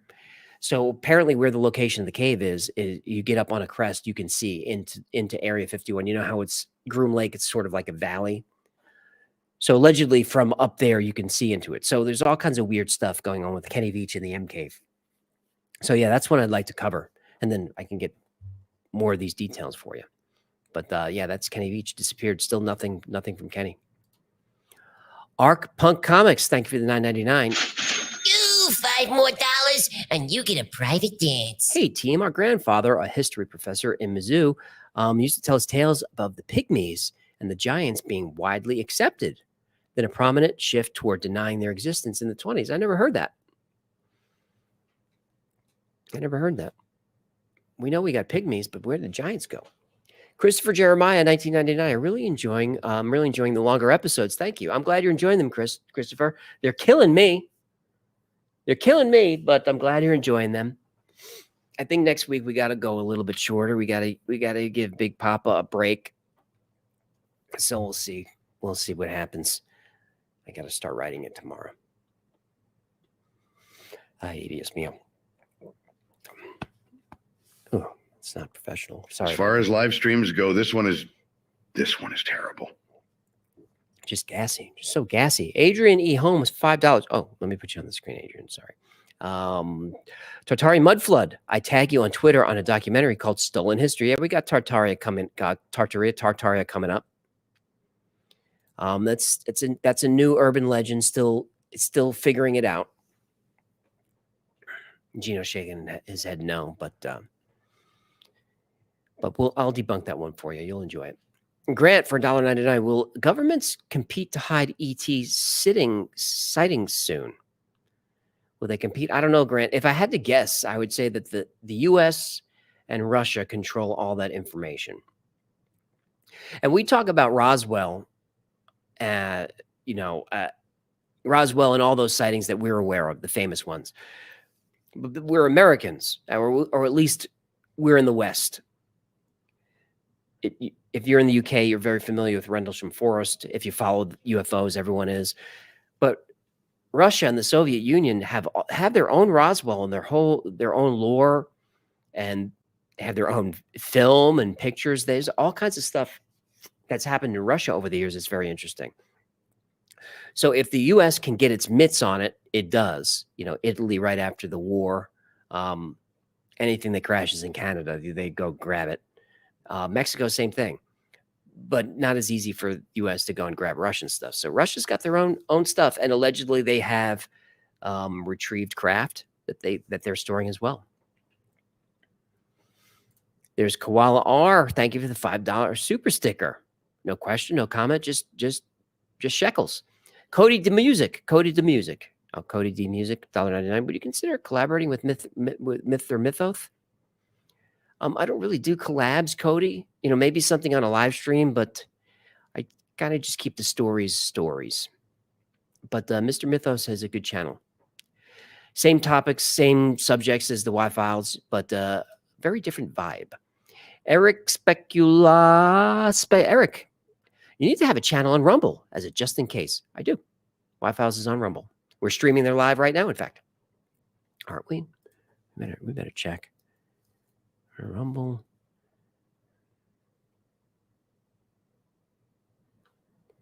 There's here. No, not that one. This one. Yeah, there we go. And yeah, there's the Y-Files. Looking for that. Here we are. This is the Y-File. This Y-Files. That's a scam account. This is us. Yeah, there you are. You're live right now. See that? This is the Wi-Fi. This Wi-Fi's. That's just, and even the delay is not even that bad. I guess it's the highest form of flattery when people copy your channel and steal your content. I guess it is. It's a little annoying, but I guess it's fine. 9:56 coming up on the end. Dames for €2. Love to you. You're doing great work. Well, love to you, dames and dimes. There's 2316 OL I try to see if it's leet speak. Toe idol? Something about toes? That's Victoria's foot fetish is infecting everybody. Just watch the styling head video. Looks like a morphing cloud with lights. Would you consider a fake moon landing episode touching on the Kubrick interview of him admitting it? I think the great Mike Barra might be working on a Kubrick on the fake moon landing and Kubrick. Yes. All right. This is the plan is going to be to try to wrap these up at 10, and I'm going to start being stricter and stricter about that, and the segments that we're going to tighten up the times on those. I try to make it a real show. Tonight was clunky. I apologize, but we're figuring it out. But there's Victoria. Thank you for your help tonight. There she goes. And there's Gino, the great storyteller, Gino Story Hour. Sorry, it was a long one tonight. It's Pete. That's all right. And there's what's that on your shoulder? A kitty. Oh, that's Kitty. And there's Jenny. Yes. Thanks to everybody for helping out tonight. Victoria, Gino, and Jennifer. And thanks to everyone who super chatted. Couldn't do this without your support, so it's really helpful. If you want to support the channel on a consistent basis, Patreon is the best way to do that. It's as low as $3 a month, but it can go as high as you want. We have a great community on there. You get perks, early access to the episodes. When we do fun stuff like the Hecklefish plushie, you get early access to that stuff. You get direct access to me and to the team. If you just want to hang out with like-minded folks, you can go on the Wi-Files Discord. And to find this stuff, just go to thewifiles.com/Discord and it'll take you there. It doesn't cost anything to join Discord, and it's a lot of fun. If you have a story that you want to get to me, Discord is probably the best place to do it. Gino's hanging out on there all the time. He's a good listener. And if you have a great story, he'll make sure that we get it made for you. Shop to thewifiles.com. Grab yourself a t-shirt. We try to keep the prices low, and that's where the Hecklefish plushies are. It's a pre-order now. They'll be here. They said 4 to 6 weeks, but who knows how long it's going to be. Once again, thanks for hanging out. We'll see you next week, and Hecklefish will see you out.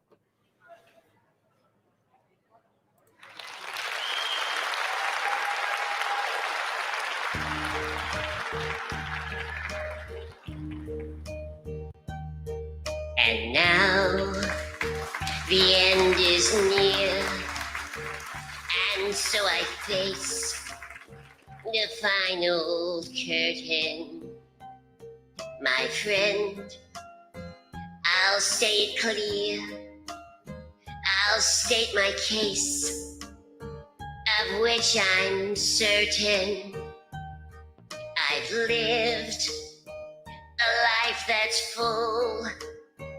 I swam down each and every highway, and more, much more than this. I did it my way. I've loved, I've laughed and cried. I've had my fill, my share of losing. And now, as tears subside, I find it all, it's all so amusing.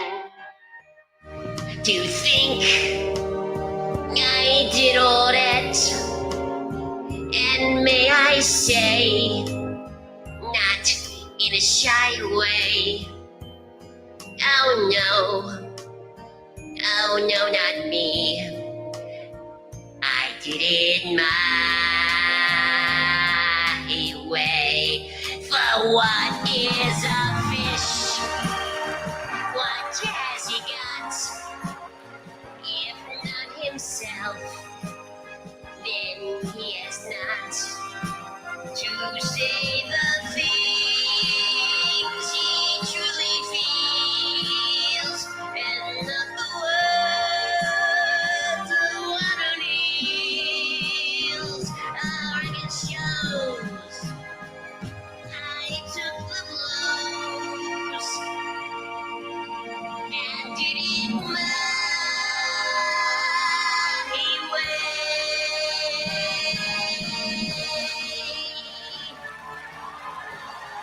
Thank you, ladies and gentlemen. Thank you so much. Let's hear it for the Wi-Files house band. You guys sounded great tonight. And take care of those waitresses, will you? All right. Everybody get home safe. This is Hecklefish. And you know what? I did it my